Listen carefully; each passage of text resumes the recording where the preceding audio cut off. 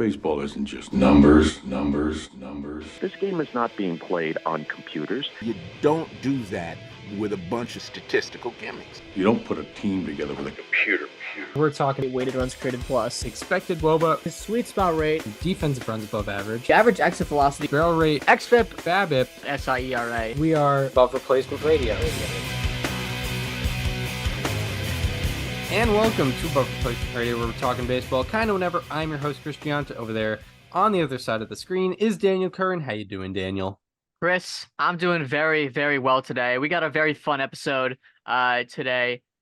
We are just a week away, I believe, from college baseball opening day. Chris and I have never really been the biggest college baseball people, despite both of us doing an internship with the Summer Collegiate League. But, for me personally, at least, I think this is the year that I got to really lead into it. And what better way to do that than by having Stephen Schoch of D1Baseball.com on the podcast today? Yes, 100%. He is one of the great voices in the college baseball world. Kind of went viral through a post-game interview that he had, later in his career, I believe during the college baseball postseason, which is really cool. And yeah, I'm sure I'll have some questions about the number 14 ranked team in the country, the Virginia Cavaliers, or as they call them down here, the Who's, which I'm still getting used to. But yeah, I'm 10 minutes away from the stadium. It's right across from the St. Anne's Belfield school campus. And yeah, I'm excited to check out some games. Their season starts on Friday, the 16th of February. So and they're playing here in Charlottesville. So yeah, I'm excited to ask some questions about that. But yeah, as of this recording, we have not done it yet, but we're gonna have it in the episode. So hopefully it's gonna go well. Yeah, I mean, I got to meet Stephen very briefly last year. He was in Cape Cod. I interned with the Cape Cod Baseball League, and I mean, he's just such a great ambassador for college baseball. I think he's kind of the voice that it really needed. I think college baseball has been really underreported on in recent years. I think it is very fun to watch. The playing atmosphere is so different there. It really just isn't the same once you get past college and you're playing professionally and it becomes a business. And it's a lot of fun to watch. And also, every Power 5 conference is very offensively driven. I believe the league-wide OPS in the SEC last year was 889, which is a very good bat in Major League Baseball, and that was just the league average, for the SEC. And I believe the ACC, Pac-12, Big 10, Big 12 are also right around the same, only a few points separated. So, a lot of fun thing to watch for in college baseball. And yeah, Stephen Schoch has been a tremendous voice for it over the last few years. Yeah, 100%. And this is coming off also, we're coming off a huge year for college baseball, just in terms of, I think, viewership and just national attention. There were a lot of great players that played last year, and there's probably going to be a couple guys that played in college baseball last year who could see some MLB time this year, which is, sparks the attention of a lot of, MLB fans and whatnot. So yeah, anything more before we get into this interview? No, let's do it. Yeah, so now our interview with the great Stephen Schoch.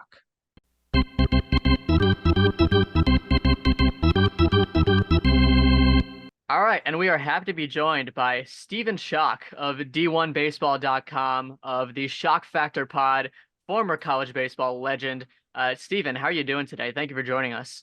I'm doing great. I am on the edge of my seat. As you know, the season is rapidly approaching, and I'm ready to just black out and not know what happens for the next 4 to 5 months.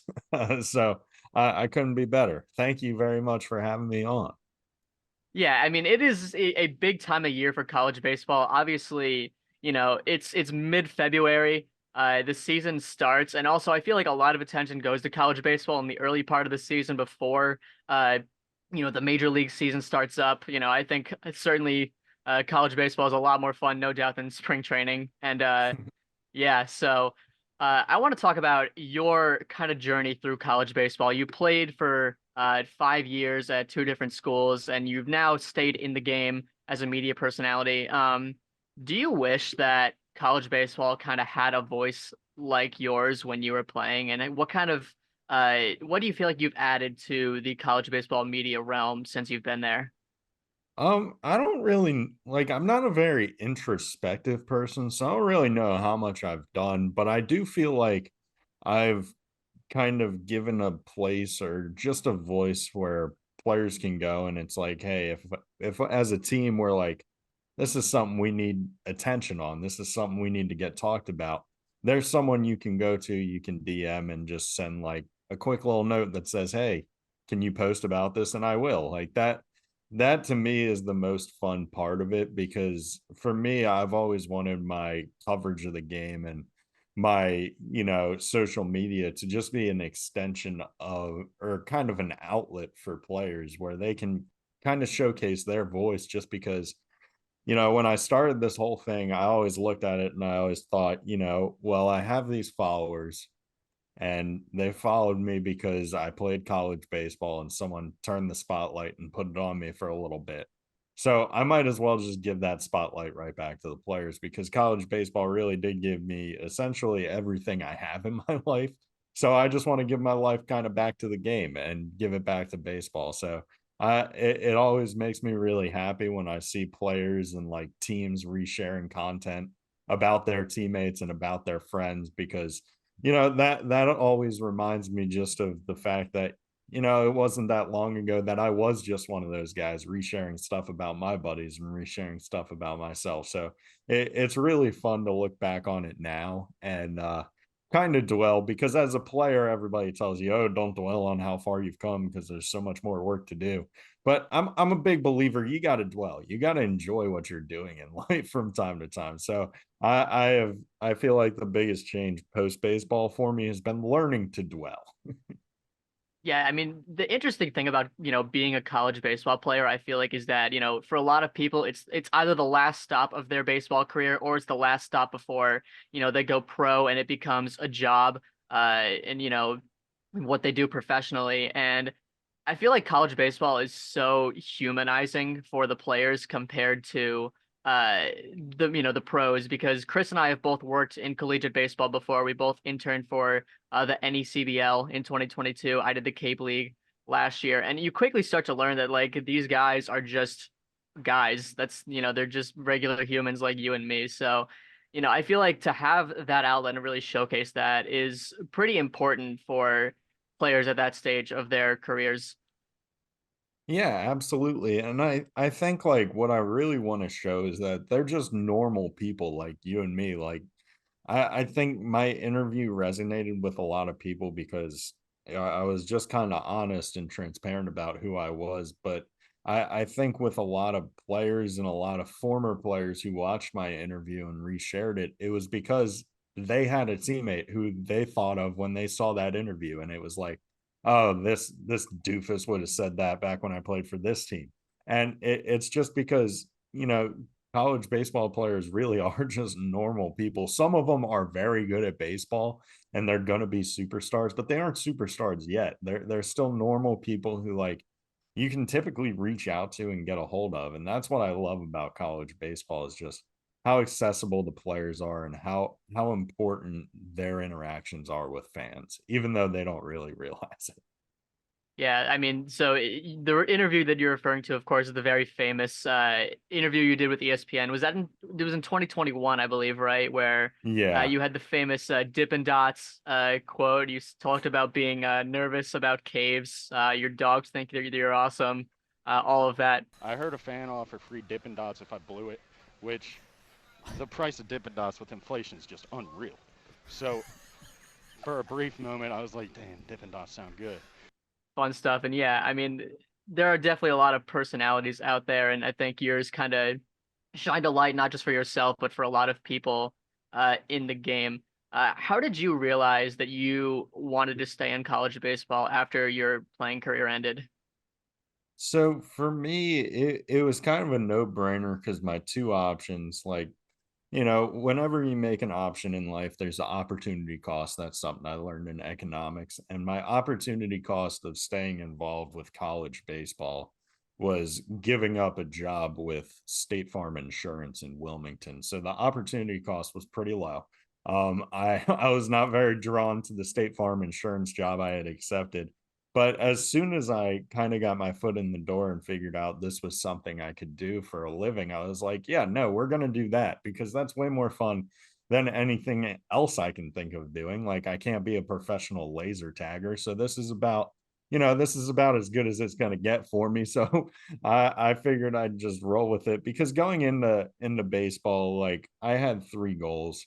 Professional baseball, of course, was the dream, but also I was realistic with myself. I was chunking through 87 with sync. And I knew that not many people in the MLB were doing that. So, and that's not because not many people could do it. It's because, why would they? So I was very realistic with it, but college baseball for me, it was always 3 goals. The first was to get an education my brain couldn't have gotten me. And my SAT scores weren't getting me into UVA most likely. So we got that done. The second goal, and this was more of a long-term baseball goal, was to build a platform to where I could talk about baseball for a living, where either, I'm an analyst or, somehow whatever position I currently am, whatever you want to call it, content creator, analyst. I don't really know. But I got very lucky. I thought I was going to have to go into the minor leagues and create content for a lot of years and really work at it. But I got lucky that step got very expedited. Truth be told, that was always a back of the mind goal that I really hadn't put much effort into. It was just kind of a dream. And, one day my dream just happened. I was like, okay, we're going to run with it. We aren't going to ask questions about how this happened, how we got here. We're just going to appreciate it and run with it and take every opportunity we can and see how far we can go with it.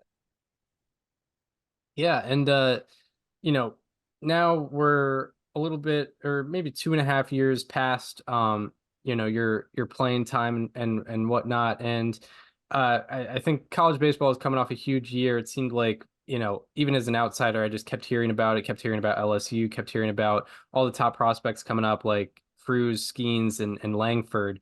Do you feel like the popularity of college baseball has grown since you have stopped playing at the collegiate baseball level? Oh, without a doubt. It's really taken off the past couple of years. Now, I've been a college baseball fan my whole life. Like, it's something I've always idolized growing up. I always wanted to do it, so I always watched it because I was like, okay, what are the people who are doing it doing? How do I do that? And so I was a big fan of it before I played, but when I played, the fandom, it was like a void because I was only focused on where I was at in my team because, I, I can't be a fan of Virginia baseball playing at UMBC. That just doesn't really work out. So for me, it was that like 6 year void of my playing career, and now coming back to it, I don't think it was like this while I was playing. So it's been really fun just to see the growth of the sport and the attention it's been getting, just because I know these guys are waking up at 6 a.m. I know a lot of them are running till they throw up when they wake up at 6 a.m. because their coaches are making them. And that is the effort they are putting in to put out a fun and entertaining product for us, the fans. And so I will always appreciate that. And I will always be happy when that's getting the attention and coverage it deserves. Yeah, I mean it is a lot of crazy work, and the work doesn't stop when the season ends, because a lot of guys play summer ball, and you played summer ball in 2 different leagues, most notably, of course, the Cape Cod League, a league that is very near and dear to me, as I'm sure it is to you as well. I mean, what is for someone playing in the American East at the time that you were invited to Katuitt, Massachusetts, what does it mean for you to get that invite to play, in the top summer league? Oh, it meant so much. Now, I knew that. So my first year up there, I got invited after playing a full summer with another team in the Cal Ripken League with the Bethesda Big Train. So I kind of really felt like, I earned myself the opportunity to say, hey, maybe I could play for you guys. And so going up there, I was super nervous, terrified actually. got there, threw my first warm-up pitch, rolled my ankle super hard, couldn't feel anything. It was just throbbing the entire time. Don't remember how the outing went, kind of blacked out. But Coach Roberts invited me up for a full season the next season right after it. So I was like, okay, something good happened. But I'm gonna come back. And so for me, it was a lot of pride just because no one else from UMBC had ever signed a full contract up on the Cape. So it came with a lot of pride for me because many people had told me throughout my life I wasn't going to be that good at baseball, and accomplishing things like playing in my dream summer league wasn't possible for me. And so getting up there, it was a ton of fun, and just kind of being able to go back to school and play with the confidence of, okay, I just got done pitching against the best players in the nation. Like, every team I played against was an all-star team. Like, that's the thing about the Cape Cod League and a lot of these summer leagues is it's like you're playing against a summer team. Or yeah, it's definitely like you're playing It's against a absolutely summer like team. that.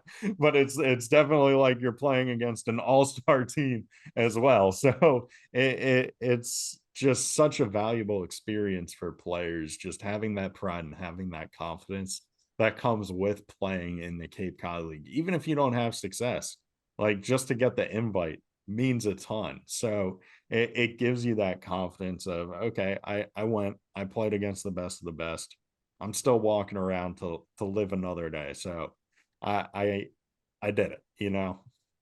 Yeah, obviously everyone that goes and plays summer ball is coming off of a 3 to 4 month college season. Before that, all of the training that went into putting that season together, and it's such a nonstop thing. So what is kind of the difference in mindset between the college season and summer ball? And do you feel like that different mindset of summer ball is a little bit different for players in the Cape than it is for other collegiate leagues? Yeah, so it varies a ton. Playing in the season is, of course, all about, okay, this is my university, this is about school pride, this is about how do I help this team win. Whereas in summer ball, it's a little bit more selfish because it's more so about your personal development. It's more about your growth and growing your draft stock, in all honesty. So it's a lot less about the team, I feel like, in most situations. For me, I was a bit of what they would call a summer ball hardo. I wanted to win every game, every instance. That was just kind of the way I was. And some people would get annoyed by it. Some people would, just be like with it. And that is what it was. But that was my approach to summer ball. But a lot of the mindset was like, okay, we just played 60 games straight. We're just going to go to the field and just try to absolutely ball out. We're going to try to rest when we aren't there. We're going to try to relax a little bit. We're still going to work out and all that. It's a very weird dynamic because a lot of college baseball players, you'll find out, don't know how to like go on summer vacation. They don't know how to like take a break because it's really all they know. Baseball truly becomes their lives. So for summer ball, it's still intense, but you need to have it in a way where like you kind of pump the brakes during the mid season. That's what I would always do, where I would just be like, I would take it super seriously at the start and at the end. And in the mid season is where I would like take my breather, like, if my body's sore, I'm not going to work out a day, opposed to pushing through the pain some days, which you'll do earlier in the season. So it's a very interesting dynamic because it's like, okay, I'm going up against the best players I'm going to play against in my life. But also, I am so tired physically. I need a break every now and again. So it's definitely a grind. And that's where a lot of my respect for players comes from, is the fact that, they essentially spend a greater part of their year working just to entertain us. Yeah.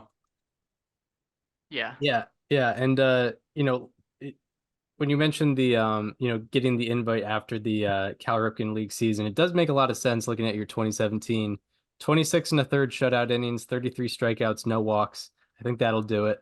But what would you say like the main difference? Were there any like differences in approach you had to make from like Cal Ripken League to Cape Cod League, or even just the American East to the Cape Cod League? Because obviously, you know, it's a little bit of a difference in levels there. Yeah, so for me, I would say the biggest change was like the mental external pressure I put on myself that was entirely made up. Like it was of course there's a little bit of pressure of like, okay, this is where there's going to be way more scouts at these games. There's going to be a lot more talent that I'm used to playing against. So there is a lot of pressure, don't get me wrong, but I should have handled it better in the sense that I shouldn't have made it as big of a deal in my head as I did, because then you kind of psych yourself out. So for me, I think the best thing you can do in pitching is just being consistent, like, you know, being the same guy every single day, because, you know, you aren't going to have your A stuff every day. If you had your A stuff every day, you'd be in the Hall of Fame, even if your A stuff was terrible, because that's just so rare. It doesn't happen. But being able to win with your B stuff and C stuff, that's when you can be really good at baseball. So when you have the confidence of your B stuff and C stuff being really good, that's when you can kind of play anywhere with the confidence of like, okay, look, nothing, I'm unflappable. And playing in the Cape Cod League is when I learned that you need to be able to do that. And that when you attain that, that's when you can have the confidence of like, okay, even if I sleep wrong, even if things don't go my way, even if my superstitions don't go correctly, I am going to be able to go to the field and have a good day. I'm going to be able to go and help the team win. And so in the Cape Cod League, I feel like my biggest mistake was playing without that looseness. I think the biggest perception or the biggest misconception is thinking like, oh, I need to think more because the game is more important in this instance, because it's never more important in one instance than the other. Any pitch you get to play is an absolute gift, and you gotta treat it that way. And so I think that me playing with a different mindset kind of hurt me early on, and I was fortunate that early on for me was in Katuitt, which meant it was during inter squad 2-a-day practices that we were having for some reason. But having that experience really helped me out in the long run. Yeah, I mean the Cape League, like no matter what, it's all time vibes. Like the vibes are always there. I helped Chris make his Cape League debut last summer in Bourne. Uh and yeah, I mean the vibes are just always there no matter what. One thing I'm curious about, the Cape League right now has a lot of like legendary coaches that are still going. Scott Pickler, obviously the all-time wins leader in the league, is still coaching. Steve Engler just got to 400 wins. Jeff Trundy just got to 500 wins. Kelly Nicholson just got to 400 wins. You played for Mike Roberts, who's been there also forever. What was it like playing for Coach Roberts? He is an intense dude, and I absolutely love him. He is the type of dude who you could set him on fire and ask him what he needs, and he would say nothing. Like I just want to go to the baseball field. Like just put me on a baseball field. He would want to, if he were on fire, his his order of things he wanted, his priority list would be: one, go to a baseball field; two, get a bucket of water. Which I really like that about him, believe it or not. The guy, he's very intense about how he approaches the game, but I think, you know, in today's day and age, someone needs to be. So if it's going to be a summer ball coach, that's great, because that's only 3 months of the intensity. Then you go back and relax the rest of the year. Not that that's how baseball works or that he was really that intense, but I just loved his approach to the game of baseball. Like he really truly wants you to have fun, and he also emphasizes the fact that nothing is more fun than winning baseball games. So that's where the fun starts, and when you take care of that, the rest of the fun follows. I was gonna say, you mentioned getting invited back after your first year. And then you later mentioned, you know, being a summer ball hardo and always trying to win games. And I immediately thought, yeah, that's probably why Coach Roberts liked you. Yeah, it's a that was an easy recipe. He really likes weird arm slot guys.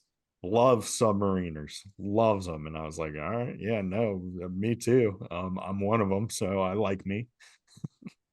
Lowell Park is obviously like very beautiful and one of the best. It has some of the best scenery in the Cape League. But other than Lowell Park, what was your favorite Cape League? What has been your favorite Cape League park to go to? Yeah, I mean, picturesque, pristine Lowell Park is hard to beat, but I gotta say I love Chatham's Field. It's Veterans Park, I believe. It That is. that is a phenomenal baseball facility. Just like in terms of vibes, you have like the families whose backyards go right up to the fence, which is so cool. Like I'm so jealous. When I went there this summer, I was just walking around the field and I saw this family had like a deck on the back of their fence in their backyard that they could sit up on to watch Chatham Anglers games. I was like, I would pay you $1 million right now if I had that. And There, if that's what this home was worth, but it was probably worth like five then. yeah, no, it's probably pretty valuable. There are so many great Cape League fields that there really isn't a correct answer for your favorite one, but not considering Chatham would be an incorrect answer.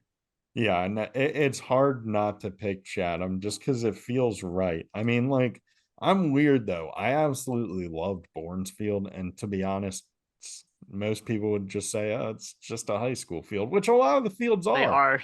But like something about Bournes always stood out to me. Maybe it was the way it was carved into the like little hill right there. I just liked it. I always liked it.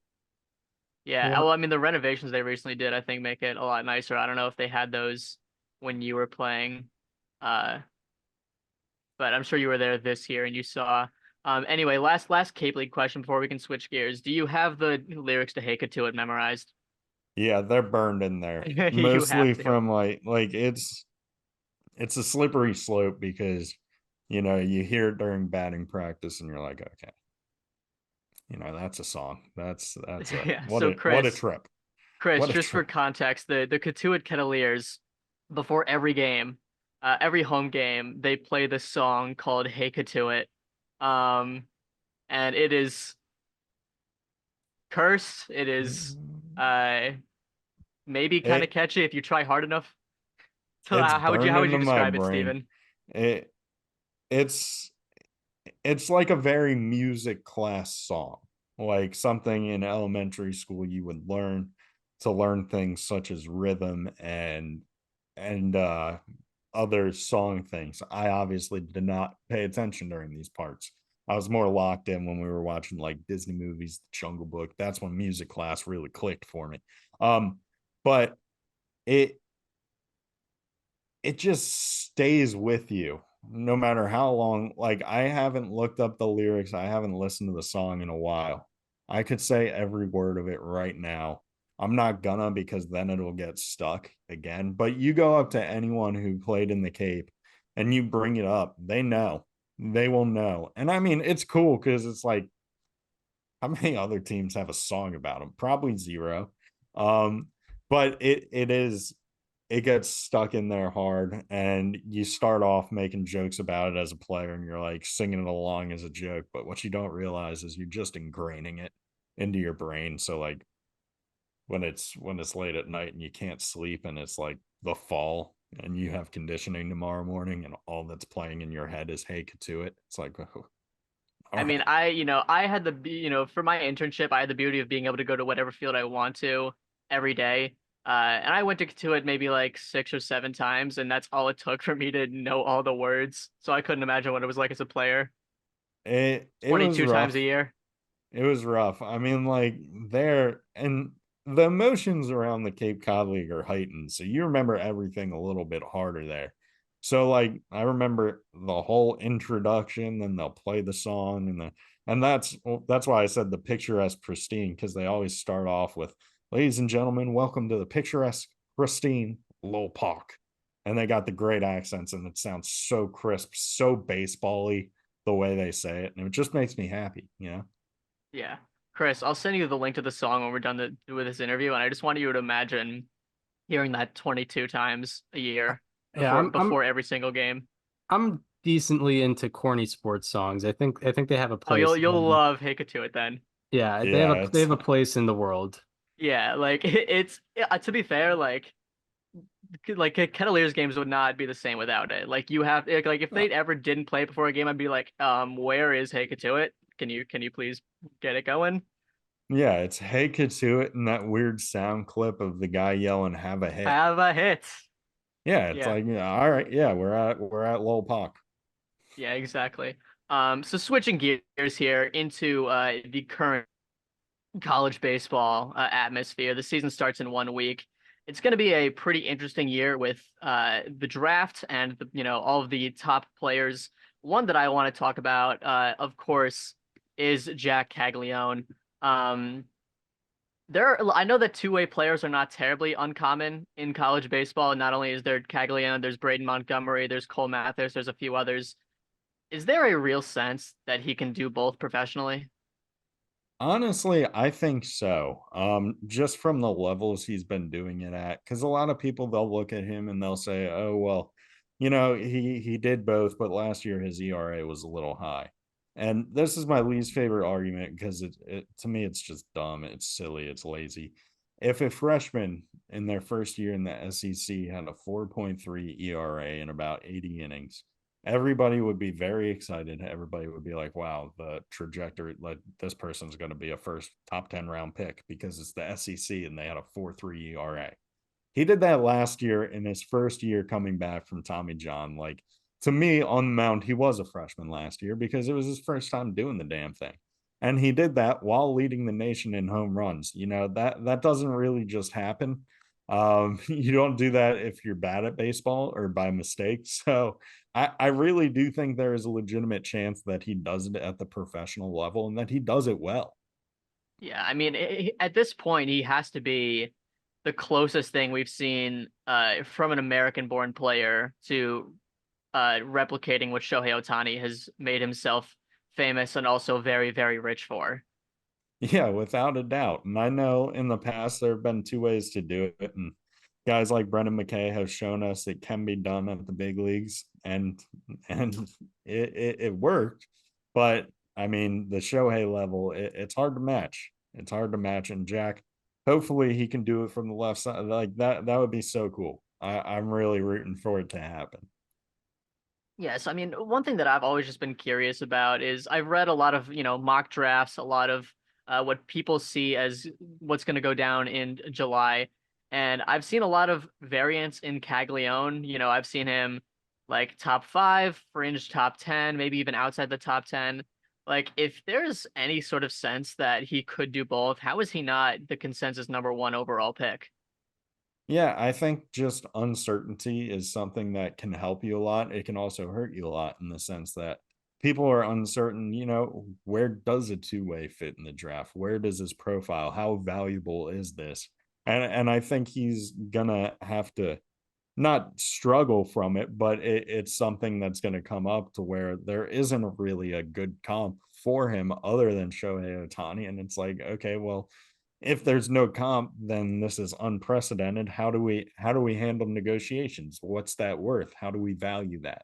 And so I feel like that's something he could run into. But for me, it really is just so much more valuable to be able to do both. It's kind of a no-brainer. It's like if this were basketball and I was like, hey, this guy's the best shooter in the league, but he can't play defense, everybody would be like, okay, that guy stinks. Well, in baseball, that guy's phenomenal. Like we want the best shooter in the league. But he's one of the few players that can play offense, he can shoot and block.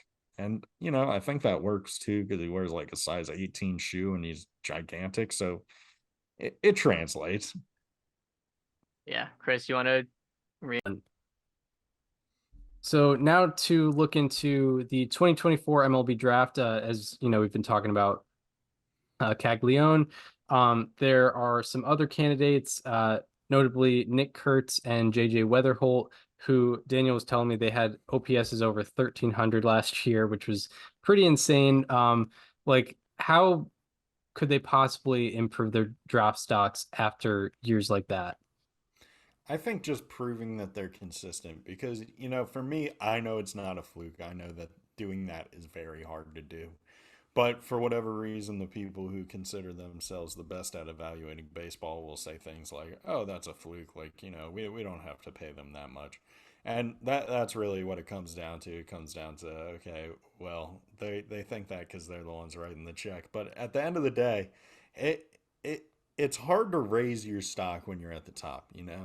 But staying consistent for them, I feel like it's all about just maintaining where they're at. which is incredibly hard to do. I know, like for me, maintaining where I'm at, super easy to do. I'm super average. Them, they're extraordinary people, so it's harder. It's harder to continue to be extraordinary day after day. But I think just proving that they're consistent, proving that they are in fact actually born to hit baseballs. Like I legitimately believe it because hitting a baseball is the hardest thing to do in sports. You gotta have a bit of a gift and then put in a lot of hard work to get to where they're at. And I think that hard work is being rewarded, and we're going to get to see a lot of that reward this season, which fortunately for us, the reward is super fun to watch. So it's like watching people who make fireworks be good at making fireworks because, we get to all consume it and enjoy it. Yeah, no, I mean, it is a beautiful thing. And I mean, I'm like kind of getting into college baseball now. Like, I feel like there's a lot more incentive to do so after working in the Cape League. And just going on Baseball Reference and looking at like, what do you mean JJ Weatherholt hit 449? Like, what does that even look like? What do you mean Nick Kurtz over 2 years has an OBP of 499? Like that, you're not supposed to do that.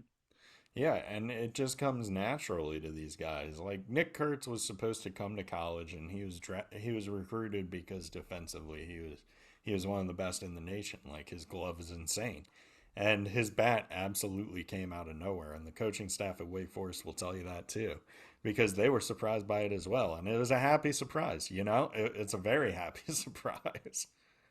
Yeah, happy to the degree of, possible number one pick, like probably the best bat in college baseball right now, one could argue. Another guy that has a chance to go number one, a guy that you have spoken to on your podcast, a guy that I have spoken to, everyone's favorite Aussie. It is Travis Bazzana, Oregon State. Um, how soon do you feel like we could be having conversations about best or most successful Australian baseball player of all time? Because I mean, it's not super common that you see guys, really break out coming from there. Um, and I mean, he is, he's making headlines as a guy that could be the first guy from Australia to go in the first round, and we're talking about him as a potential 1-1. Yeah, so for me, I mean, that conversation can happen whenever people want to start having it. It's tough for me because of course, being a weird arm slot guy is one of my idols being Peter Moylan. He was a weird arm slot Australian guy who had a long career, but weird arm slot guys do tend to have longer careers. So it'll be hard for Travis to catch up to where he was at career wise. But I truly believe he's going to do it because he's so insane at baseball. Like he has bat to ball skills like no one else in the nation has, and there are a ton of talented people in the nation, and he's a guy I have so much respect for him. Like going to college a state away is hard to do as a freshman. It's hard for anyone to do, especially as like an 18-year-old. Moving across the entire world to play college baseball is incredibly hard. I can't imagine how hard that is. It's got to be pretty hard. And so for me, I just have so much respect for the kid to be able to do that. And while that's happening, having so much success on the baseball field, it's truly amazing. He's an incredible human being. Like people can't just normally do that. No, I got to write a feature about him on the Cape last summer, and my favorite tidbit from that, I don't know if you've seen this, talk to him about this, but when he was, I think, 17 years old, he was playing on Team Australia's 18U national team, and he wrote a note in like the notes app of his phone that he titled like 2025 World Baseball Classic lineup. And he wrote down like what he thinks will be the Team Australia lineup in what is now the 2026 World Baseball Classic, because this was pre-pandemic when the schedule got all messed up. But anyway, he has himself at age 17, he put himself at leadoff and hitting second base for his country. And now that that World Baseball Classic is 2 years away, like there's really no reason to believe he can't do that. Yeah, I mean, think about it. Who else would you pick? Not only is he the best player, but the pool of choices for me, it's a no-brainer, like talent-wise, because his talent's unmatched. It really is. Hmm. Yeah, I mean, and not only that, but it's 2 years away. Like by that point, he will have been drafted. He could be at an upper level of the minors, maybe even the majors. Like it could be even more clear cut by then. You ever hear like those stories where it's like you watch a big league baseball player and someone talks about how good they were in high school? Like the example that I'll point to is like Joe Mauer. I don't know if you've heard this, but like he struck out once in 4 years of high school baseball. Like just absurd things that you don't like comprehend are possible. But when you see it from someone like Joe Mauer that's already been successful at the majors, you're like, well, yeah, of course he was really good in high school. Like obviously, look at how good he is in the big leagues. Watching Travis Bazzana in the Cape felt like watching one of those play out in real time. Yeah, without a doubt. And the incredible thing about it is in high school, he was playing cricket too, like, so I feel like those are two sports that really don't go together, cricket and baseball. And to be good at both, like, I don't know much about his cricket career, but I have a tough time believing he wasn't really good at it, So for me, it's just like the wide range of skills he has is so impressive to begin with, and then how much success he has on the baseball field really just takes the cake in how impressive he is as a human being. Yeah, no, it's been nuts to watch his talent play out, and yeah, it's gonna be exciting to watch it continue. Oh, Yeah, without a doubt. yeah. Before I get into this next question, weird arm slot guys, it brought me to Pat Neshek's career. 13 years, 146 career ERA plus. So shout out to Pat Neshek, of course. But so another guy who's been considered, top of the draft class this upcoming year, is a guy by the name of Vance Honeycutt. His numbers kind of dropped down a little bit last year. Naturally, it's hard to maintain an OPS in the 1080s. How do you see him potentially like getting back into the race as one of the top picks in the draft? Yeah, so I think last year was super uncharacteristic of him, and it was an off season looking at the stat sheet, but he was battling a hamstring injury the whole time, so I'm not sure how often he was 100% during those at bats. But to be hitting 250 in the ACC while banged up is pretty good in my mind. So now that he's back and fully healthy, like I see no reason why he can't have more offensive production this season, more so like his freshman season. I think that's kind of more the Vance Honeycutt we're gonna get. And defensively, I mean, the kid is just incredible. Like he was robbing a home run every other weekend last season on essentially one leg. Like that doesn't just happen. Like there's so many special talents in college baseball this year, and he is definitely one of them.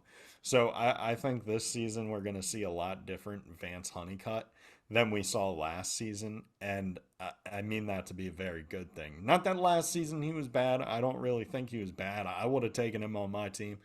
Um, but it's just a matter of when it comes to his playing potential, I know that it's higher than what he showed last year. And I'm sure he knows that too. And this year, everybody's going to be like, wow, yeah, no, it was higher than that.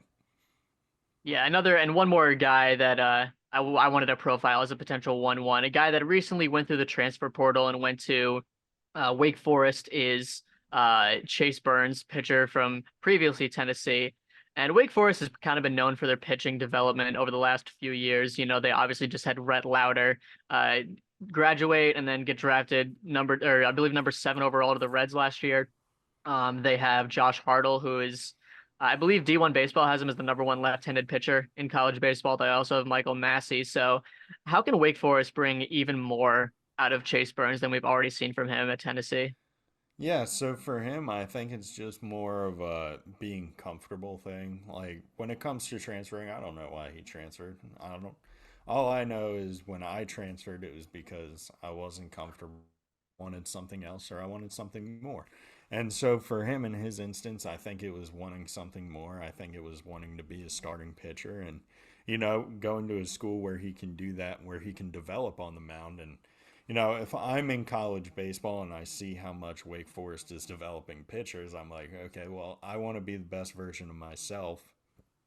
Probably going to go where I can become the best. And so for me, I feel like that was his thought process. And so I'm really excited this year. That's one of the main things I'm excited to follow is seeing how that plays out, how that different level of comfort and that different environment is for Chase because at Tennessee he's super I think he's super successful as a freshman, and as a sophomore, he's kind of up and down a little bit. But, you still see that he has all these tools. He has unlimited upside on my mind. And, he can get up to 102 deep into his outings, which, I mean, in college baseball, that's so rare. Like, when I played, there were probably three people I can think of off the top of my head who could throw 100 miles an hour. Now everybody's doing it. But Chase, he can do it longer than most people can. And it's really fun to see. So I'm really excited to see how he plays out in a Wake Forest uniform, but also just how this team overall performs in general. Because again, they've lost two very big draft prospects or draft picks last season in Rhett Lauder and Brock Wilken, but I really do think this team reloaded and reloaded well. I don't know if you saw this, but MLB.com wrote an article last December talking about the prospect in every one of the 30 farm systems in Major League Baseball that they're excited to watch debut this year. And it was, like Paul Skeens for the Pirates and James Wood for the Nationals and Evernet. The guy they picked for the Angels, the team that very famously called up Nolan Shonawell last year after drafting him like 3 weeks earlier, the guy that they picked for the Angels was Seaver King, who is currently playing baseball at Wake Forest. So MLB.com was like, we're excited for the Angels to draft Seaver King number 8. We're going to have like the 7 teams before are going to pass on him, and they're going to call him up this year. Yeah, that's a bold call, but if there's someone to predict is going to do it, it's Seaver King, because what we're going to see from him this season is different. Like, he's going to be super successful, but his success is going to come from, okay, a lot of people question, can this guy do it at the D1 level? Well, yeah, he really can, and it's going to be very fun to watch him perform. But when you see how fast he adjusts to the D1 level, it's going to be like, well, yeah, he'll adjust to the MLB super fast too then, duh. Yeah. I don't know, to my knowledge, I don't know if he has any relation to 1800s baseball icon Silver King that had a tremendous 1886 season. I believe it was, right, Chris? That was the season? 1888, I believe. 1888 Silver King. Yeah, 203 career wins as well. He passed for the grid yesterday. Yeah, so I don't know if there's any relation there, but we'll have to look into it. Everybody's still talking about that 1888 silver. Are you saying Silver King? Silver King was the guy's name. What a poll! What a poll! I'm just gonna fact check this real quick. 1888. He pitched, the casual 584 and 2/3 innings. Okay. Yeah. Like you do nowadays. Had a 1.63 ERA for the St. Louis Browns of the American Association, because I think this was before the National League even existed. So my question is, do you think Silver King strikes out Seaver King? Not a chance. I don't think so either. Not a chance. I think Seaver takes him 450 dead center. Yeah, no, I don't think he strikes out his potential great grandson. Probably not. Yeah, just the advancements in technology and development wise. Yeah, he also didn't strike out a lot of guys either. He only struck out 258 in those 584 innings. So when you really break it down, what are you even doing? 500 innings for what? Nothing to show for it. Yeah. No runs, so no one even knows you did them. Yeah. Anyway, I had to make that mention because the first time I saw his name, immediately I was like, descendant of Silver King by chance. You never know. Yeah, you never know. Last question on this year's draft class, or not even this year's draft class, but after this year, who do you feel like is going to be seen as the number 1 draft prospect for both out of college for both 2025 and 2026? I mean, that's tough. 2026 is hard to do just because, I really like for people to go to college first just so I can kind of see what I'm going to get out of them and get their toes really wet. I think next year, Jace Laviolette is going to be someone who's going to get picked pretty high. The next year's class is absolutely loaded too, especially with outfield talent. I mean, like Cam Canarella immediately comes to mind as someone who's going to get a lot of money. Billy Amick is another name that immediately comes to attention. That guy is absolutely disgusting. He was born to smash baseballs. His name's coming to mind because I'm on Clemson and people who left Clemson. Cannon Peebles, I think, will be another big one. There's a lot. There's a lot of star potential in terms of freshmen. That, oh man, see, this one always stumps me because I don't know a Yeah. ton about freshmen because, high school baseball is foreign to me. But I do know Cam Johnson is going to be absolutely disgusting for LSU. He's going to be someone to watch. Liam Peterson from Florida, actually, I think will probably be one of the highest draft prospects, depending on how his freshman season goes. But I've been hearing reports that that kid is just absolutely disgusting, sitting in the upper 90s with legitimate command of his secondary pitches. So there's a lot of guys to be excited about. My brain hurts just thinking about it. So one other thing that has kind of been an observation that I've made is in last year's draft class, there are a lot of college players taken in the early rounds that have been really like kind of zipping their way through the minor leagues. Paul Skeens has already pitched in Double A. Dylan Cruz has already played in Double A. Wyatt Langford played in Triple A last season, and there's a good chance he's going to be on the Rangers for a majority of this year. Kyle Teal played in Double A, Matt Shaw played in Double A, Hurston Waldrop played in Triple A, and then very famously Nolan Shonowell got called up. Do you feel like there's sort of a gap that maybe is closing between the competition at college baseball and the lower levels of the minor leagues, where teams are kind of realizing, hey, you know what, this guy did so well in college. Why don't we just see how he is in Double A right now? Yeah, I mean, I feel like there's even discussion to be had that, like, some college teams are better than some minor league teams just because of how development has changed and how much the draft and all of that has changed as well. Just because you're getting more talented high schoolers getting to college campus, just because teams are way less likely to take the risk on drafting a kid out of high school because, when you cut teams' draft picks in half, the number they get, each pick becomes more and more valuable. You can't take a risk on a high school kid who might sign when a college kid has to sign. So for me, I think it's just not so much a matter of like, okay, the game's getting so good that it's like pro baseball, but it's a simple fact of the matter that the talent pool is generally rising. There's just more talent in college baseball throughout it as a whole. So I think having that be the case, you're going from a instance where, okay, it's how is this kid gonna hit 95 to 100 mile an hour fastballs? Well, we don't really know because he's never seen it. But okay, this kid played in the SEC. How's he gonna hit 95 to 100 mile an hour fastballs? Well, let's just look at his stats. We know that now. Like the development, everybody has gotten so much better, and iron has been sharpening iron for so long that the iron's really good now. And some irons that typically couldn't beat irons in the past can. And it's irons that have been sharpened a little bit less time than other irons. Irons that have been sharpened with better tools than the irons of the past, and now that they get to be better irons. Sorry, I've run too far with this analogy, but Now keep everybody going. is making each other better, and it's really just making the world of college baseball better as a whole, not college better baseball as a whole. Do you think it's a special thing with the last year's class in particular, or do you feel like maybe it's more of a trend where teams are sort of recognizing the talent that exists within all of college baseball and they're thinking that, it'll translate a lot more easily to the minor leagues than they've previously thought so, or maybe a combination of both?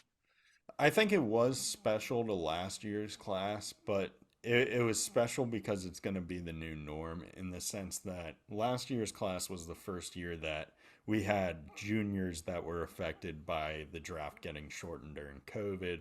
It was the first year that, COVID gave everybody extra eligibility, and that was kind of getting washed out because the people who were coming in at the time were freshmen. Now they're juniors. So I think it was uncharacteristic the amount of talent we had in college baseball, but it was uncharacteristic because of factors that were put into place that are staying in place. So it's kind of just going to become the new normal.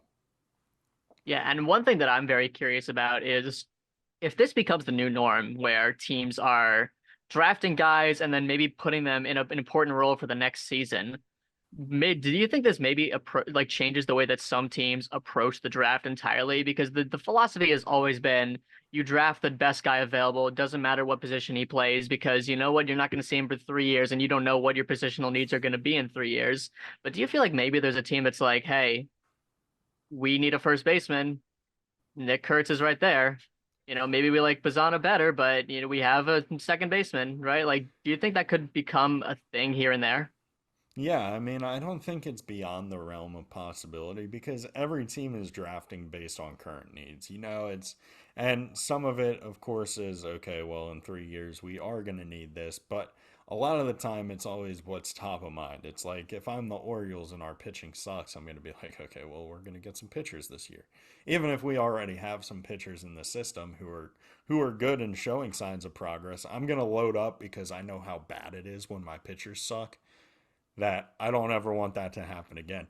And so I feel like there is a sense of urgency with it now too, in the sense of like, okay, Nick Kurtz can play a very good college first base and he can hit college pitching better than just about anyone in the nation has or can do.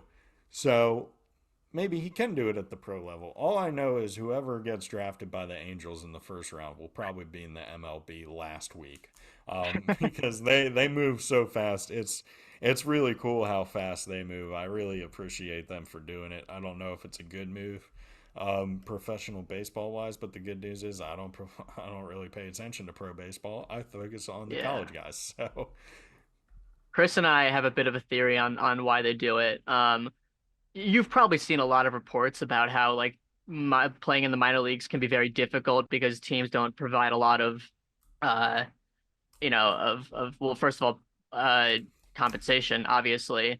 But the Angels have always been like singled out as like the worst team for it. And we think like maybe they recognize that their minor leagues are so bad they just don't want their players in them. that honestly, that's a pretty good theory of like, okay, this is an embarrassing thing we have. Don't pay attention to it. We got better things. Go to the big leagues. Meet Shohei. Yeah, I mean, it's not inconceivable, I don't think. But Not at all. so we have a couple more things here. As we mentioned before the recording started, Chris Gianta is about to embark on his first college baseball season as a Charlottesville resident, and naturally his first UVA baseball season. And I've listened to you talk about UVA before, and sometimes I feel like you're maybe a little reluctant to really go deep into how you truly feel because of biases, and I get that. But I want you to give your fully biased pitch to Chris Gianta on why he should go watch as many UVA games as possible this season. Honestly, this isn't even really just a bias pick, but just coming from the heart. Last year they had two players, Ethan Anderson or Kyle Teal and Jake Geloff, who got drafted, and they were insane. And people were like, "Oh, I don't know how this team's going to be without them." I played for this team before Jake and Kyle were there. They were good. They were good at baseball. They're going to be good at baseball again without them. They were a big part of the success, don't get me wrong, but they have a ton of talent, just in terms of returning talent and guys with experience. But with Coach Oak at the helm, Brian O'Connor is one of my favorite people in the entire world. He is the best. He is a great person. He could take a team of blind cats and convince them to win a baseball game. So for me, every year, I'm never too concerned with who is on UVA and how talented they are leading into the season, because I'm like, okay, well, my friend Brian's still there, so they're going to be fine. But they do have a ton of talent. I know Henry Ford is a new first baseman who everybody's been super excited about. He's going to hit a lot of home runs, so you're going to want to tune into him. Griff O'Farrell at shortstop is one of the best shortstops in college baseball.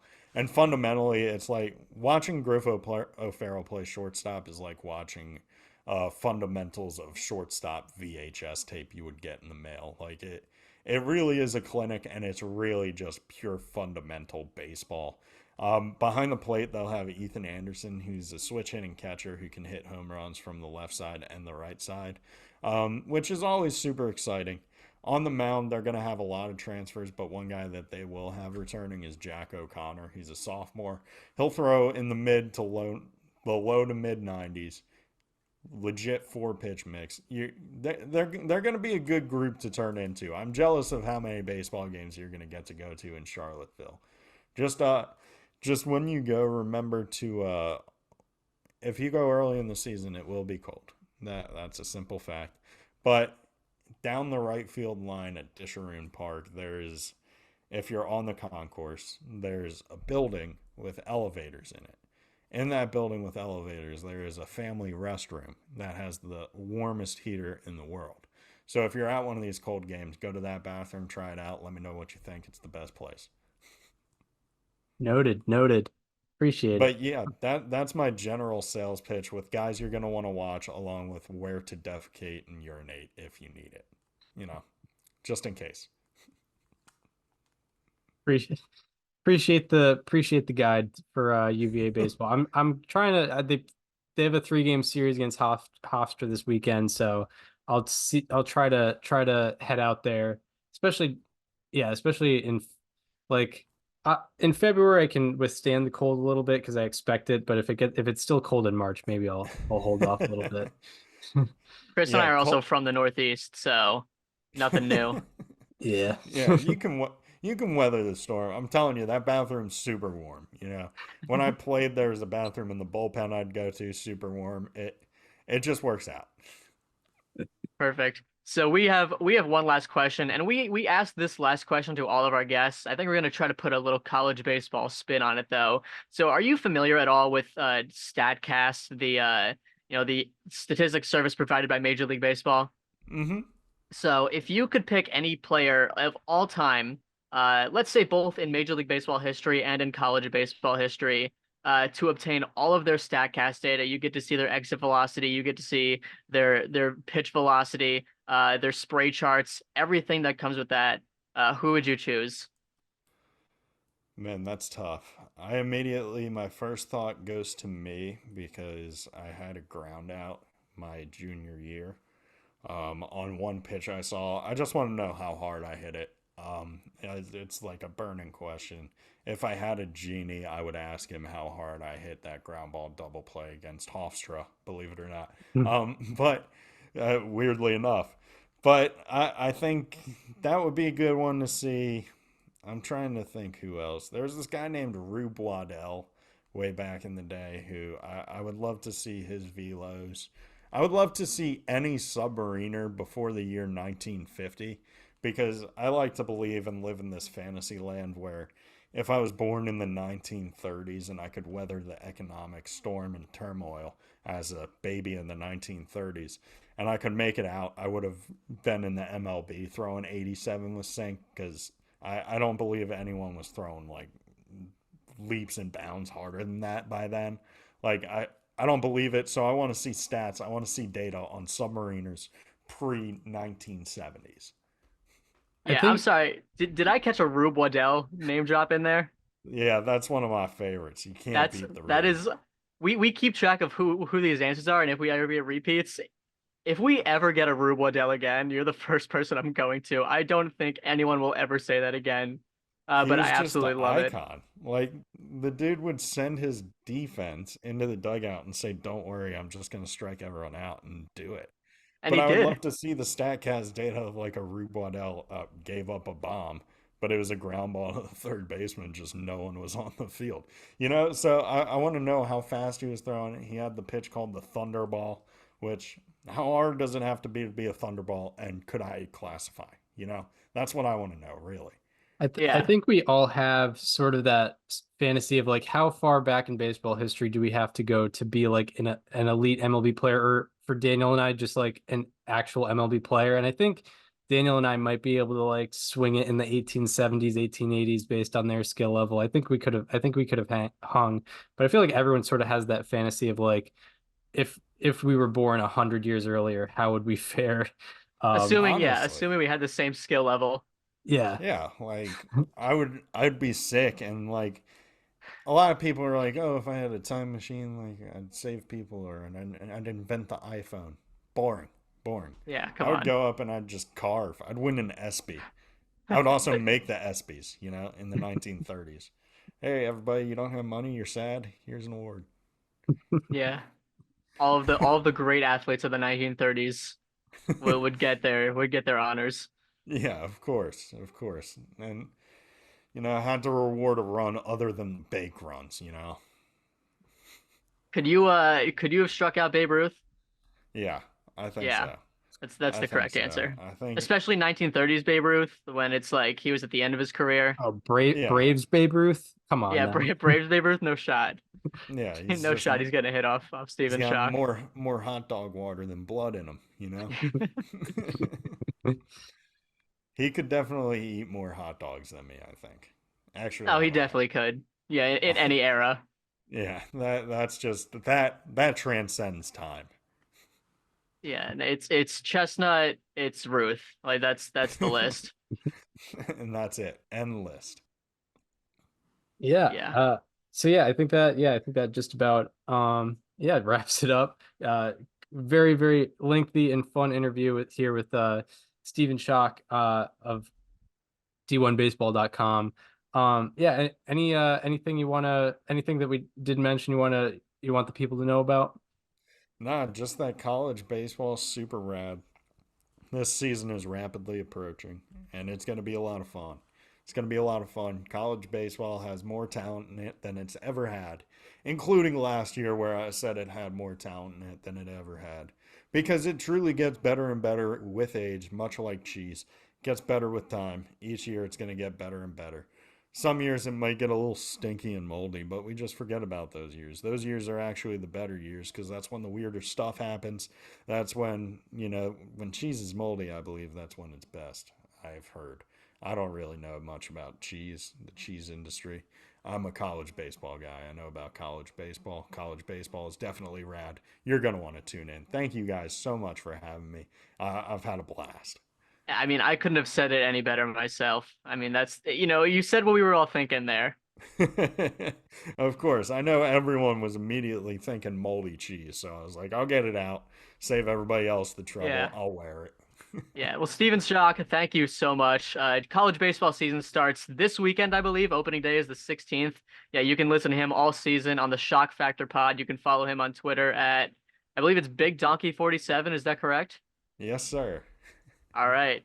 Yeah, you're gonna want to follow this guy for the entirety of the season, including the draft and everything that goes beyond that. So, Stephen Schoch, thank you for joining us. Of course.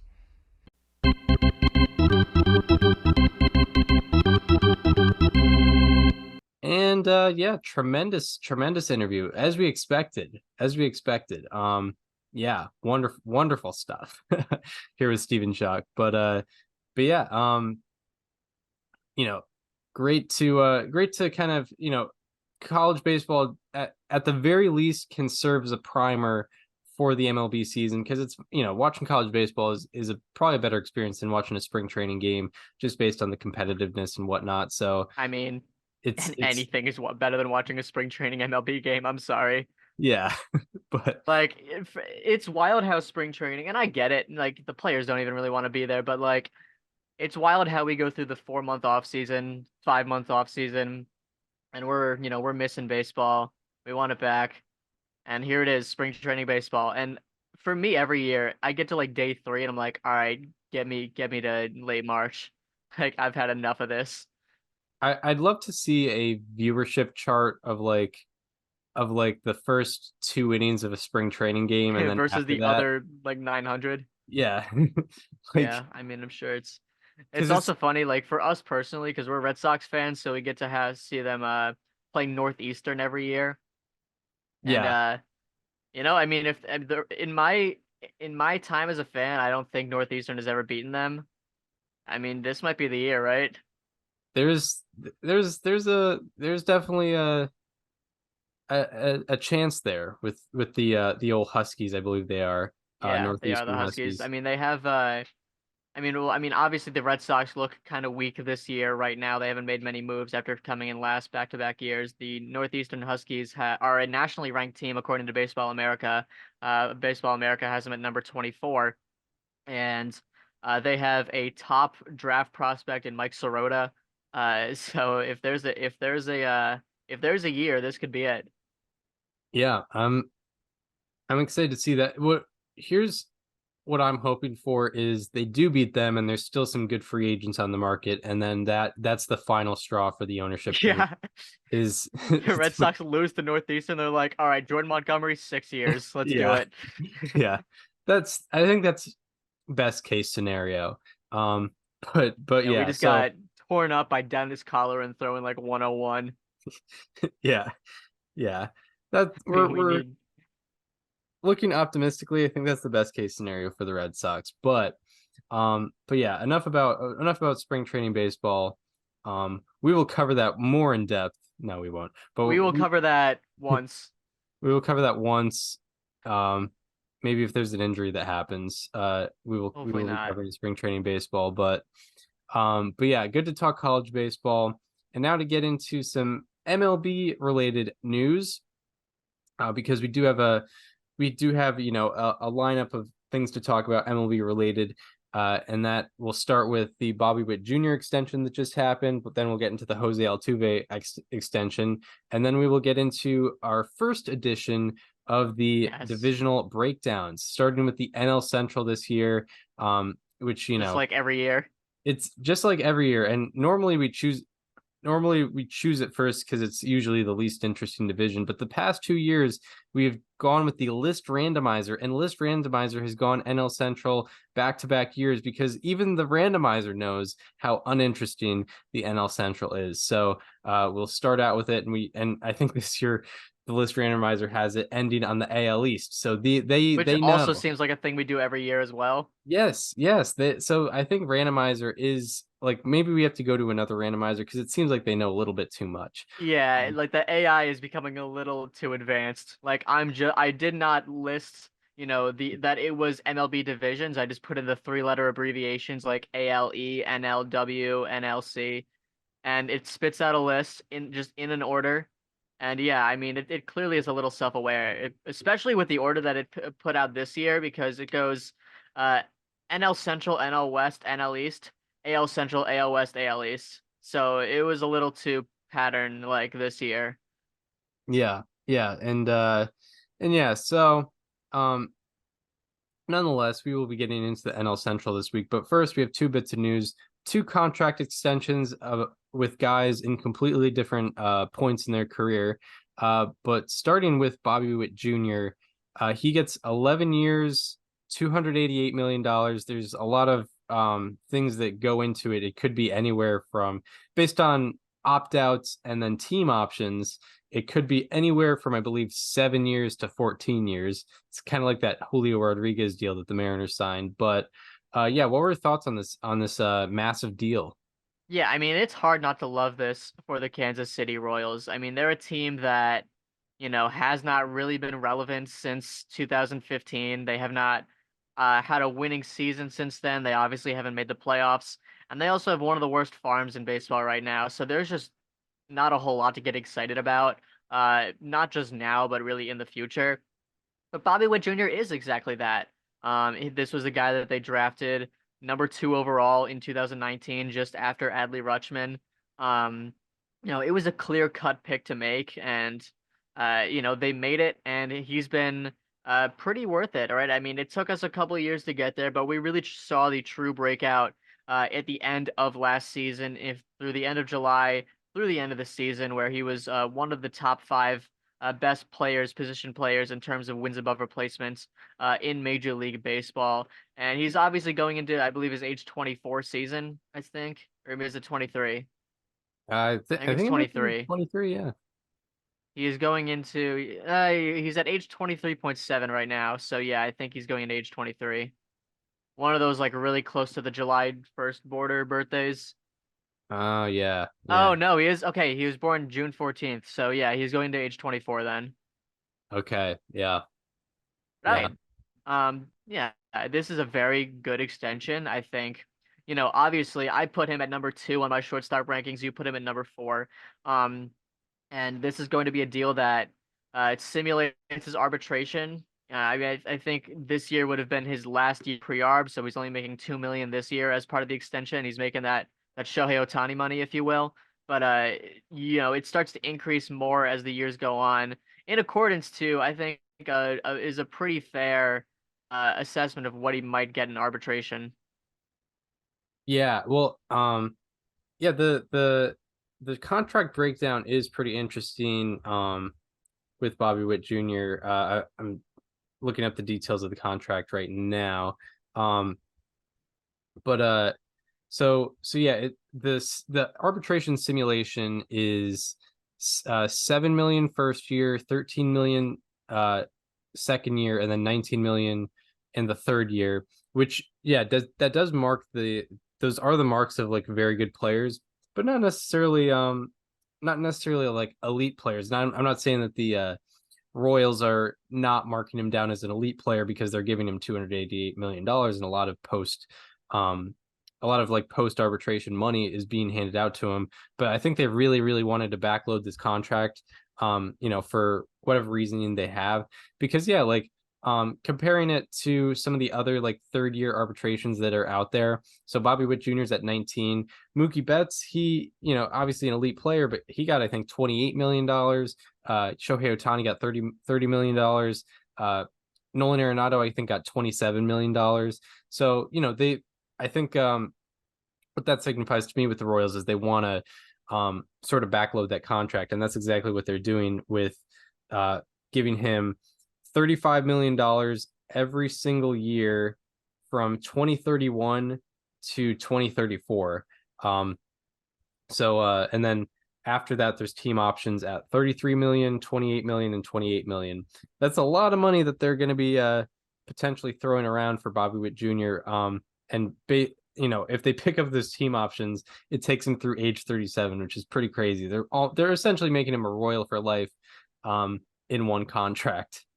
Yeah, I mean, obviously that's if they take all the club options starting at his age 35 season, which, I mean, is he going to be worth $35 million at age 35? It's hard to say.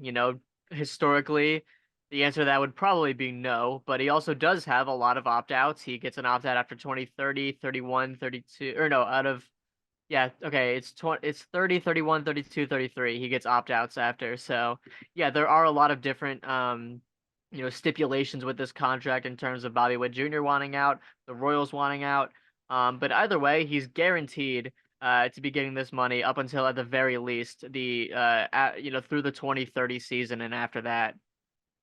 Right. And the reason why a lot of these teams backload contracts is because, for the Royals, $35 million a year won't be as crazy in 2030 as it would be now.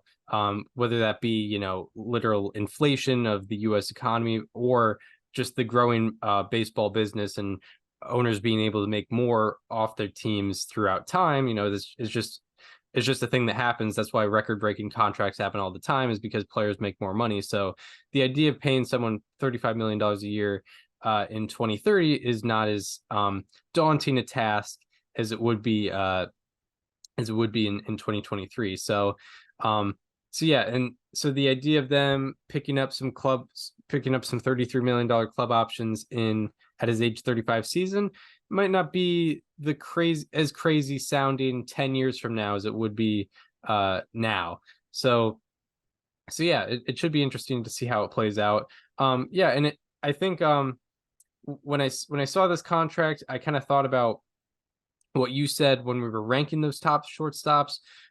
Was, you said like his second half is much closer to what he's like as a player as the previous points in his career.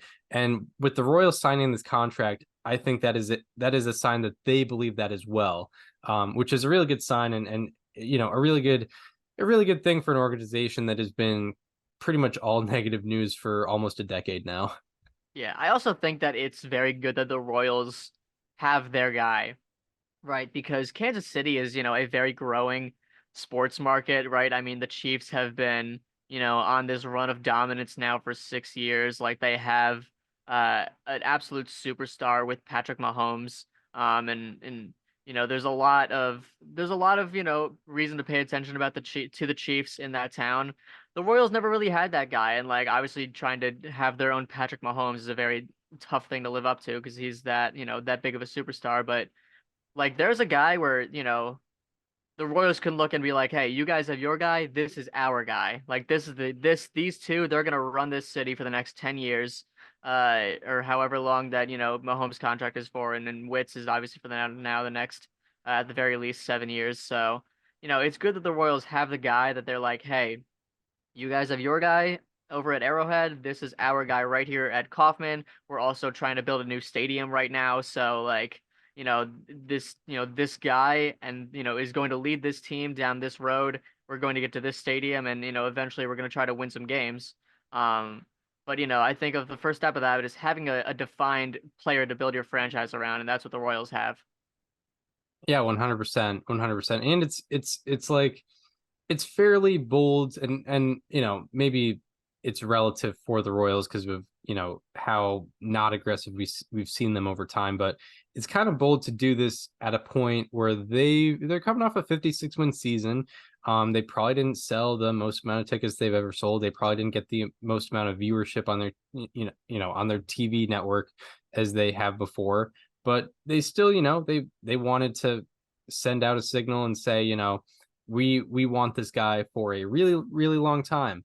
And I think part of the reason of that is from like we mentioned his numbers from July on. He hit 310 with a 929 OPS and 26 stolen bases, and he ranked 6th in position player F4 behind only Mookie Betts, Freddie Freeman, Ronald Acuna Jr., Matt Olson, and Julio Rodriguez, who were all premier MVP candidates last year, and Bobby Witt Jr. himself finished 7th in the MVP as a 23-year-old, despite a slower first half. So yeah, like that's kind of the guy they're going for, and I think with a deal like this, they're what they're anticipating is like their closest thing to George Brett since George Brett. Yeah. They kind of they've had sort of fringe franchise players, guys that have been around a long time, like Salvador Perez and Alex Gordon, but have not played at the level of someone like George Brett. I think what they're anticipating with this contract here is Bobby Witt is the closest in terms of playing ability to George Brett since George Brett in the 1980s. Yeah, I mean, the Royals have been a franchise since what, 1977, right? Is that the year they started? Yeah, no, 1969. Yeah. 69. Okay, so they've been around for over 50 years now. And George Brett's kind of their one franchise legend, like true franchise legend, right? Like, I mean, like, if you want a good example, like, a couple months ago, like, Royals Hall of Famer was on the Immaculate Grid, and George Brett was like over 90% of the answers. Like, that's not a normal thing because, all you had to do was have played for them even one game. George Brett's the only guy, one of the only guys that's been there at all, but also the only guy that really has his career associated with the Royals. So when you've been around for 50 years and you have one guy, you need to expand on that. And Bobby Witt Jr. is, yeah, I mean, the closest thing to George Brett since George Brett. I think you nailed that. Yeah, or at least that's what they're anticipating, and it makes a good bit of sense. Like this is, you know, he was evaluated as only Adley Rutschman was better than him in that 2019 draft, and look at how Adley Rutschman has turned out for Baltimore so far. Like, Yeah. That's, By the way, I do think that this signing kind of leaves no excuse for Baltimore. yeah, that is true. I mean, right. We talked about that ownership group and the potential there. So, yeah, hoping for good stuff there. I'm sure Rutschman won't get 11 years because he is a bit older, but still, like, you need that guy. You need that guy in Baltimore. I think it's very possible that within 5 years, free agency becomes a lot more watered down and less like big namey because I think we're gonna start seeing. I mean, like if we're at the point of extensions where the Kansas City Royals watch Bobby Witt Jr. be elite for 2 months and they're like, "Yep, Royal for life. Let's do it right now." I think a lot of teams are going to start following this trend. A lot have already. And yeah, I mean, I think a lot of teams are going to start signing guys, these types of contracts that simulate arbitration. If a team truly believes they have a guy, and we've seen teams do it more recently, like before guys even step on a major league field, right? Like we saw the Brewers do it with Jackson Chourio. We've seen the Tigers do it with Colt Keith recently, and obviously these are not the first teams to do it, right? Like the White Sox did it with two of their guys. The Phillies very famously did it with Scott Kingery. Like the Diamondbacks did it with Corbin Carroll after only a year or so of playing. Like it's not super uncommon, but I think we're gonna start seeing a lot more of this in the next few years. Yeah. The Diamondbacks did it with 30 MLB games of Corbin Carroll. Mm-hmm. Yeah, like yeah, it could be interesting. I think yeah, the only if this trend keeps going, it could be a situation where the free agents that we see are guys that really emerged in like second or third year of arbitration Yep. and maybe weren't necessarily great in their first few years of their career. Like someone like Carlos Rodon, who Mm-hmm. had a big splash in free Or agency. guys that just like really want to go on the open market, which like Yeah, fair enough if you want to. yeah, like Juan Soto is an exception. Is an Yeah. exception. Like he's denied $440 million Scott before. Boras is going to have 90% of MLB free agents soon. Yeah, yeah, exactly. He's going to have all of them actually. For like there will be no agents outside of Scott Boras that participate in free agency. Yeah, he's gonna have the monopoly. He's gonna be the Google, like the Google of how Google is with search engines. He'll be that Yep. with MLB players. And like if you go to another free agency, it's like you use Bing as a Yeah, primary exactly. search engine. What are you doing, man? You have the Bing app on your phone. Who does that? But but yeah, like yeah, it seems to be good. And I guess like the only potential negative with this, and it's still good for the league, is that you know big market teams won't be able to right their wrongs in free agency as much. Like Red Sox have done previously with they haven't developed a pitcher in a while, but they've gone out and gotten free agent pitchers and whatnot. Not in the past few years, but they've gone out on the trade market, or they've gone out and signed big free agent pitchers and been able to right their wrongs organizationally. So, and that's been the case with a lot of teams, Yankees, Mets, all those big market teams. But for small market teams, this could be a you know a preview of what's to come, which would be really, really cool. Yeah. Is that all we got on Bobby Witt Jr.? Yeah, yeah, probably. Yeah, good for the Royals. So yeah, on to another extension, but instead of a 24-year-old, I believe it's a 34-year-old or 33-year-old maybe. Jose Altuve, and this was broken by the Astros Twitter account. They said Jose Altuve will be an Astro for life, which makes me root for him still being really good at age like 38 and signing with like signing with a different team and making that look like sort of a jinx. But still, a 5-year, $125 million extension for Jose Altuve, he was heading into his last year on his contract for 2024. What did you think about this extension? It makes me happy. Like I had been perusing Jose Altuve's fan graphs and baseball reference pages throughout the offseason, and seeing free agent 2025 on there like it gave me it made me a little nervous because the thought of him even talking to other teams just feels very wrong. He's a guy that I think has to be a Houston Astro for life. Like it's the team that signed him at age 16. There's the remarkable story that he has with getting cut from like his first tryout to just coming back anyway, getting signed, and then becoming sort of the face of the franchise. I mean, he very famously has played in the All-Star game with the Astros as a National League All-Star. Like that's how long he's been in the organization. Um, so I don't know. The thought of Jose Altuve with a different team just seems wrong, and I'm glad we don't have to think about it now for another at least 5 years, if ever.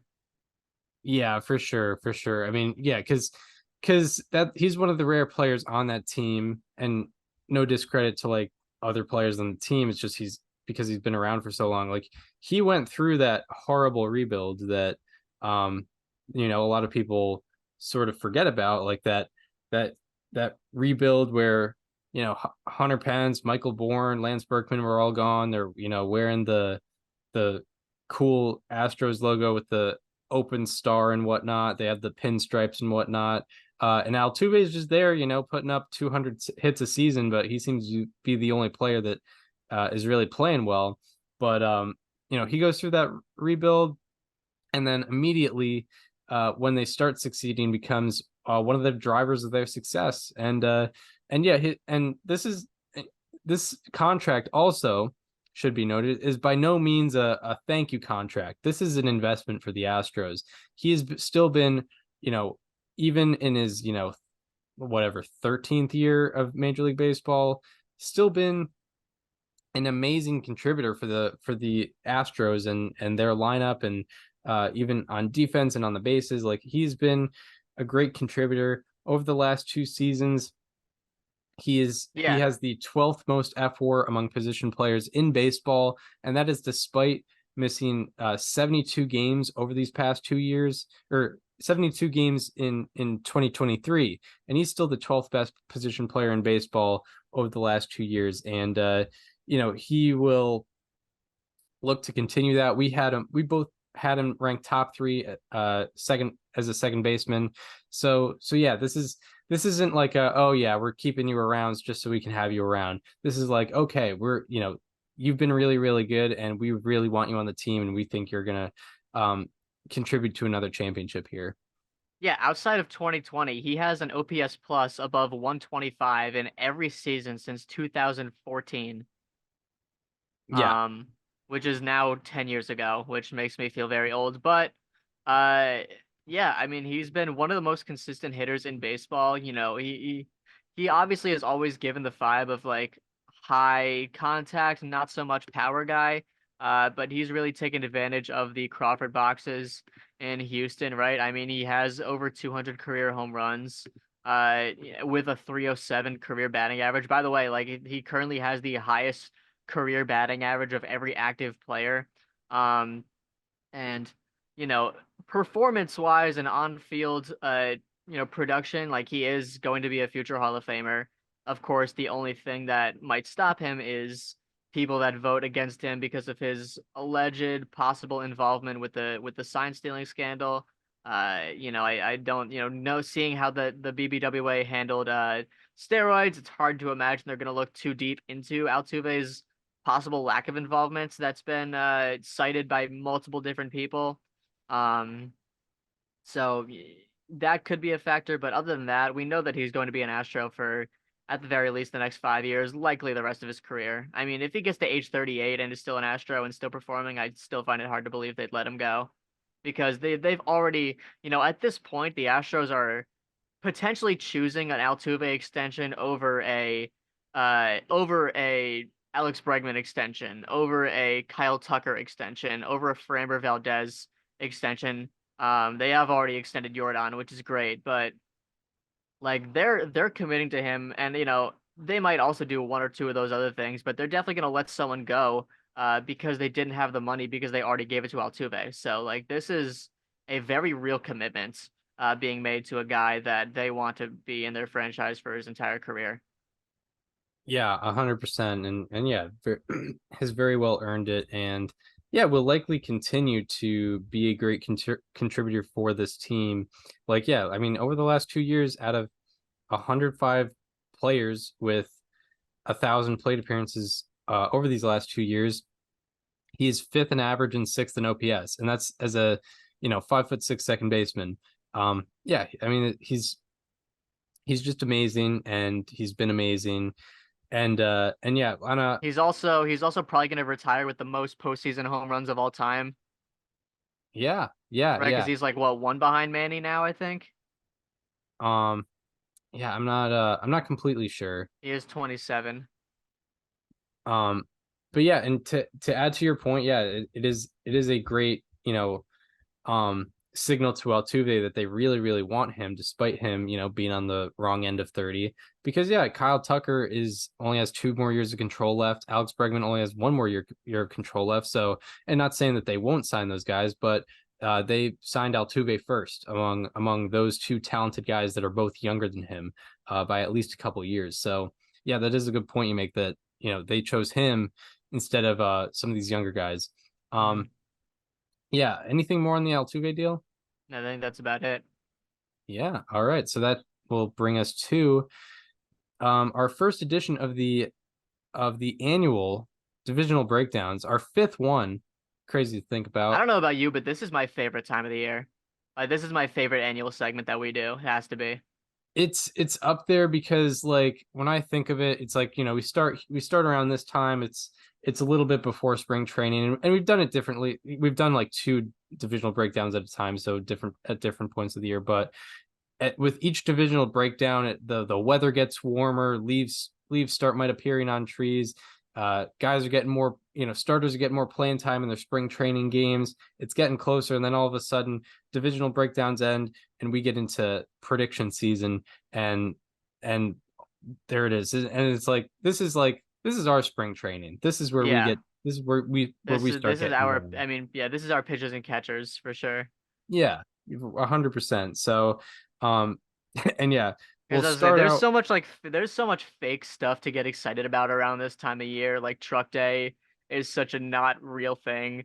Like pitchers and catchers have never moved me because, like, first of all, they never actually get there on their report date. They always get there like a week early. Like people like Shohei Ohtani's already at spring training, right? Yeah, He's not supposed to report for like another few days. I don't know the actual dates for this year. Like at this point, I just remind myself that I don't really care about spring training, even though sometimes I think I do. Like there's so much fake stuff to get excited about, but this is something real for us at least. yeah. And the NL Central is our truck day, and then the AL East will be our And now 5 inning Central start. Division previews are our truck day, but they're like the good version. AL East will be our like 5 inning start where like we get 9 strikeouts and we're like, oh man, this guy's about to blow up this year. Yeah. But but yeah, so yeah, we'll get into the NL Central, which always had the good thing about the NL Central is like we can dig up some um gold where maybe we didn't think there was some gold, because there's always, under the radar players and whatnot. Just what happens when you're in an NL Central market. So without further ado, do we want to start talking about the Cardinals? Yeah, let's do it. Yeah, so the Cardinals, just to get into the state of them, and we go through additions and subtractions, not in depth, but just address who they've lost and who they've added. And at this stage of the offseason, these still aren't complete, but this is what we got so far. So Cardinals coming off a 71-91 year, with a last place finish in the NL Central, which was, they were probably one of the more disappointing teams of 2023. And in the offseason, they lost Adam Wainwright to retirement. They traded Tyler O'Neill. They lost Andrew Kisner, I believe is how you pronounce it. Kinsner. Kisner. Oh wait, it might be Kinsler. Is it the catcher? Yeah. I think it's no, that's Brandon Kinsler, the reliever. Brandon Kisner, Dakota Hudson, Jake Woodford, and Juan Yepez, they all lost. And they added Sonny Gray, Lance Lynn, Kyle Gibson, Matt Carpenter, and Andrew Kittredge. Who is your player to watch from the Cardinals? So of course, if you know me, you know who my Cardinals player to watch is. This year and every year, for the rest of time, it is Andre Pallante. It is a repeat of my player to watch from this team last year, because everything I said about him only magnified even more in 2023. In 2023, Andre Pallante put up a 77% ground ball rate and a 7.1% fly ball rate. And this was in 226 batted balls allowed. That ground ball rate was the highest among the 3,161 seasons since 2008, with at least 200 batted balls, and that fly ball rate was the second lowest on that list. And the thing that really is very impressive about Andre Pallante is he is the best ground ball pitcher in the game, but he's very non-traditional with it. Usually ground ball pitchers use a sinker, maybe on some occasions they use a changeup, maybe even a split finger, but instead Andre Pallante uses a fastball, a four-seam fastball, which is supposed to rise, which is supposed to get hitters to get on the bottom of it, to pop it up, to hit it high in the air. Andre Pallante does the exact opposite. Why? It is because his four-seam fastball, it's gripped like a four-seamer, it spins like a four-seamer, but it moves like a sinker, and because of that, it gets sinker results. His ground ball rate on his four-seamer last year was 83.5%, over 10% higher than any other season since 2008, with at least 50 batted balls against a four-seamer, and he had 170 batted balls against his four-seamer. In 2023, his four-seam fastball averaged 20 inches of downward movements. The average is 15.2 inches. The average on sinkers is 23.7. So his four-seam fastball, it moves like a sinker. Now he throws it 96 miles per hour on average. So his combination of both velocity and downward movement is what gives him this ability. It's something that no one else has ever been able to replicate in Major League Baseball to any near extent of this. Just to give you an idea, in 2023, Andre Pallante threw 257 four-seam fastballs that were 96 miles per hour with at least 20 inches of downward movement, both of those things. No one else had more than 147 such pitches, and he had 257, so he had 110 more than the next best person. 34% of his fastballs had these metrics. No one else had more than 19.4% of their fastballs with these metrics. And lastly, his fastball had a run value of 19 last year. That means the results of his fastball prevented approximately 19 runs. That is the second most of any pitch used by a reliever. I will never stop being fascinated with Andre Pallante until more people start doing what he's doing. And as of right now, there's no reason to believe anyone else is even close. There are a couple guys that are interesting. Justin Steele is similar, but no one else is anywhere near the same stratosphere in terms of ground ball rate against fastballs than Andre Pallante. Yes, Andre Pallante. You had the pleasure of watching Andre Pallante multiple times. Twice. An unplanned event, but it just happened right in front of your face. He got some ground balls like he always does. Yeah. And yeah, just I was very happy for you in that respect. And yeah, when you mentioned the four seamers rising, like, you know, not a literal rise, but it had four seamers have the less gravitational effect, so it appears like it's rising. And that's why hitters get under it, is like, oh, they think this ball is going lower, but it's going higher. And that's why they're swinging under it. And Pallante, his fastball doesn't have that effect. It seems to have a great gravitational effect, and it seems to drop and cause ground balls for whatever reason. So it's a very interesting case to look at. My Cardinals player to watch. So I will say, like, I had a tough time finding someone under the radar considering the names they have, and outside of the names they had, it was just hard for me to find someone that really stuck out. So I went with a little bit of a higher profile guy. It's one of their additions, and I'll use this time to talk about Sonny Gray once again. And I feel like I'm falling into my 2021 Hyunjin Ryu trap, where I was talking about how great Hyunjin Ryu was, and then he fell off. But I gotta talk about Sonny Gray while I can, because he's been one of the best pitchers that you just haven't been hearing about as much.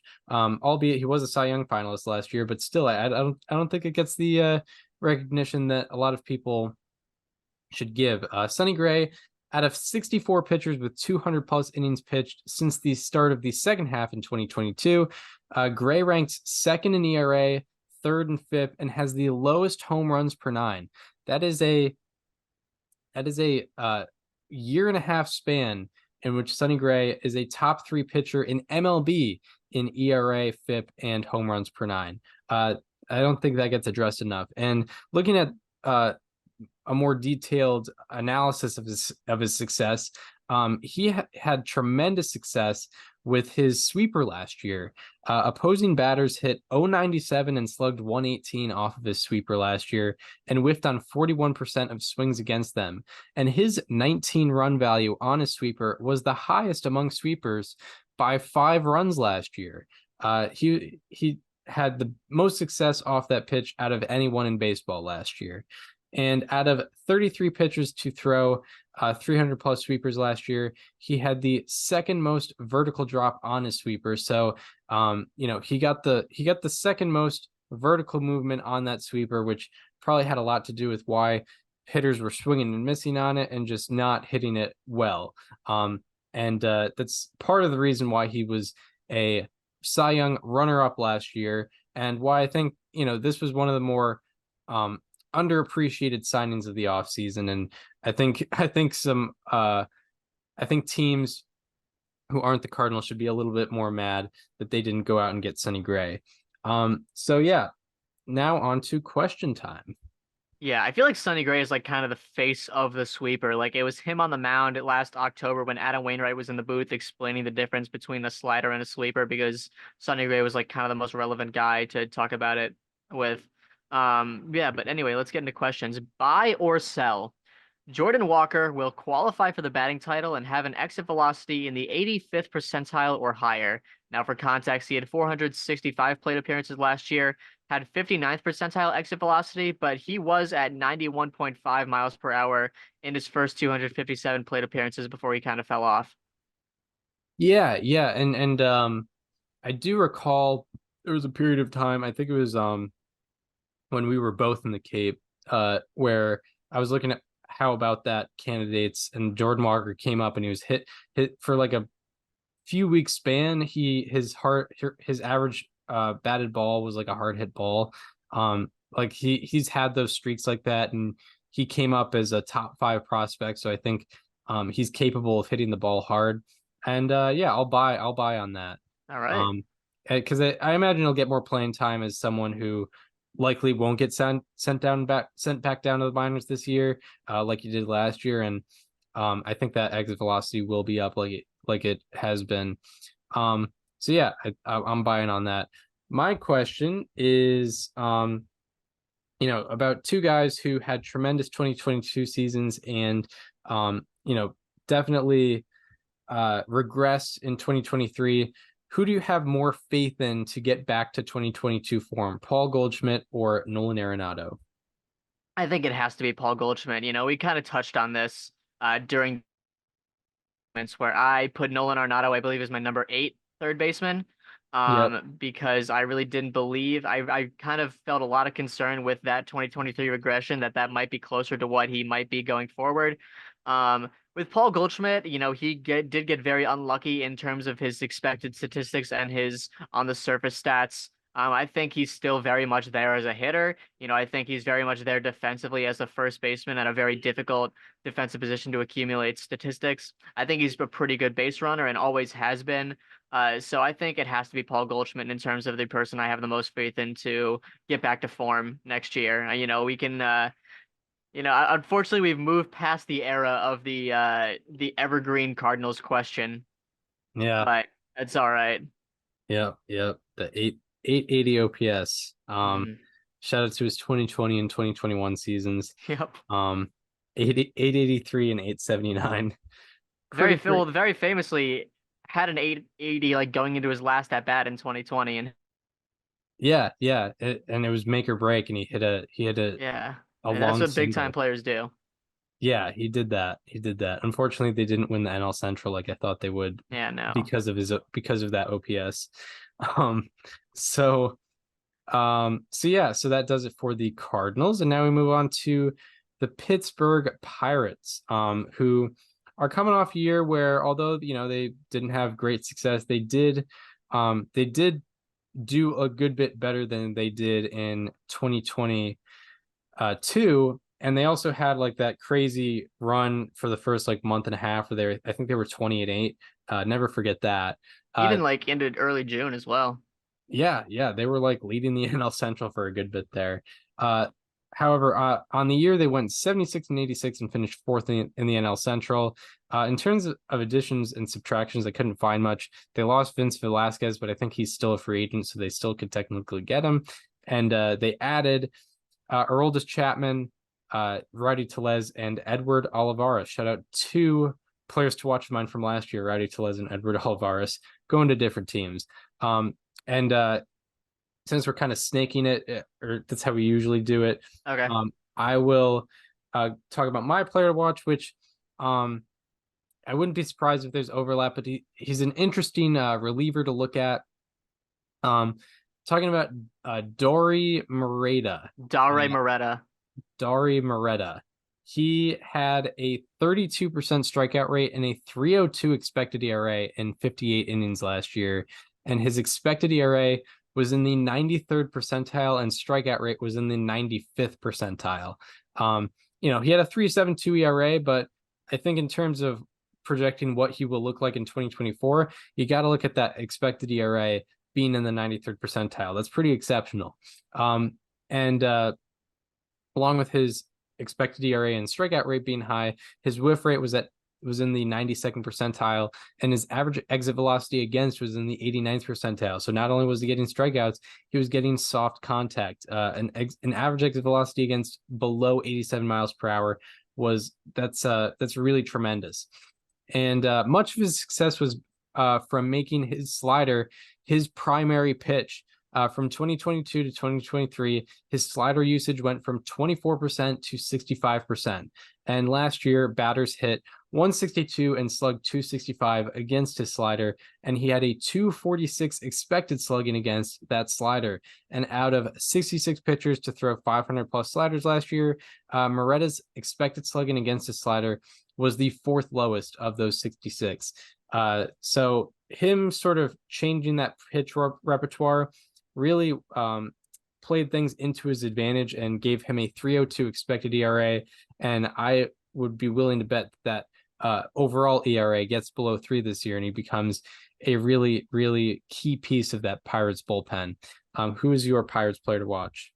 I don't know if you saw this, but Foolish Bailey made a video last summer talking about Dauri Moretta's slider. The interesting thing about it is that it moves arm side. Oh, yeah. I forgot it was that player.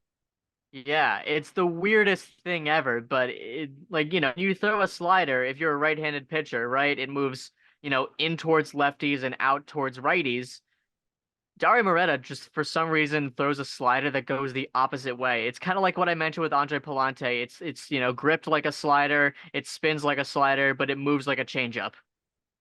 So Yeah. it's a slider. And it's very weird, but yeah, It that's works. how he throws it for some reason. Yeah, it works for whatever reason. Yeah. So for my Pirates player to watch, this is a bit of a risky pick. Because this could, I feel like of every pick I see in here, this is the one that I could foresee going bad the most. But I'm going with Nick Gonzalez as my Pirates player to watch. And I feel like he can be an interesting guy if he gets enough playing time to accumulate some decent count stats. Through 99 games in AAA last season, he slashed 281, 379, 507 for an 886 OPS and a 121 weighted runs created plus.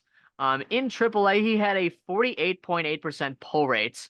And when he made it to the big leagues, his pull rate stayed roughly the same, but his ground ball rate went from 39% in AAA to 58% in the majors. So, I mean, if he can find a place in the middle there, be in like the, not even a place in the middle, really a place more towards AAA. If he can have like a league average ground ball rate, I think he can hit enough fly balls and pull the ball enough to be a very interesting hitter. As I've mentioned a lot last week, if you pull the ball enough and hit it in the air enough and you have enough power, you'll find your way into some good numbers.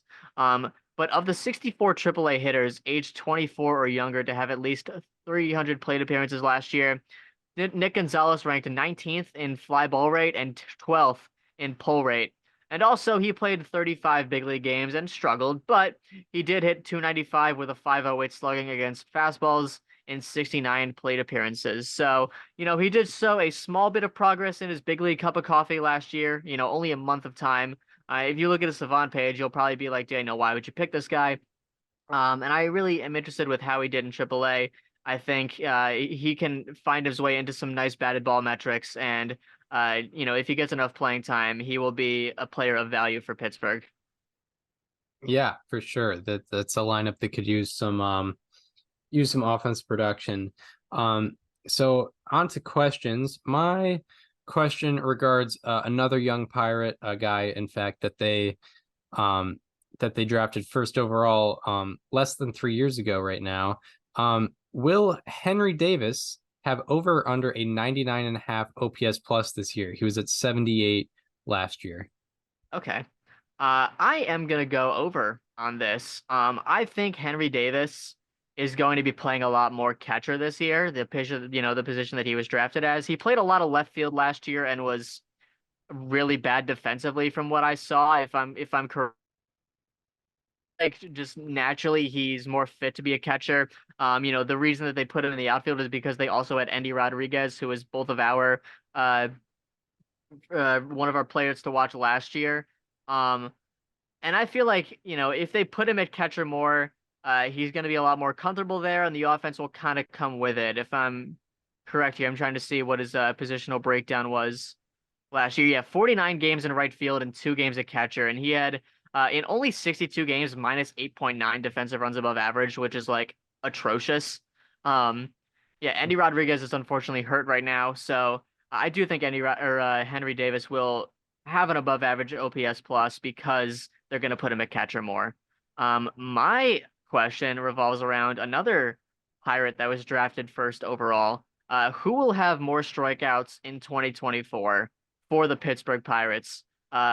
Marco Gonzalez plus Martin Perez or Paul Skeens? Yeah, so that is definitely assuming Paul Skeens will play a lot on the MLB roster.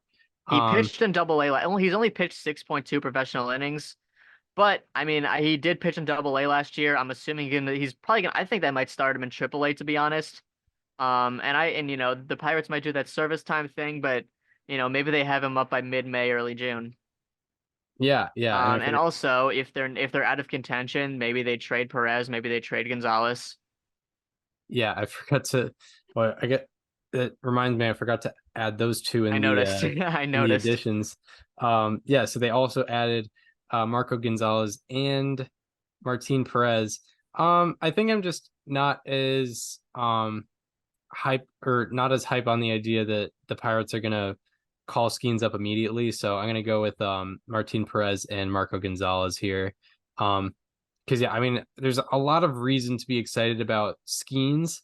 And maybe it would be the right move to have him up early, but also considering you the remember organization. what organization this is. Yeah, the organization and their history, like, he might not be coming up until later, if at all.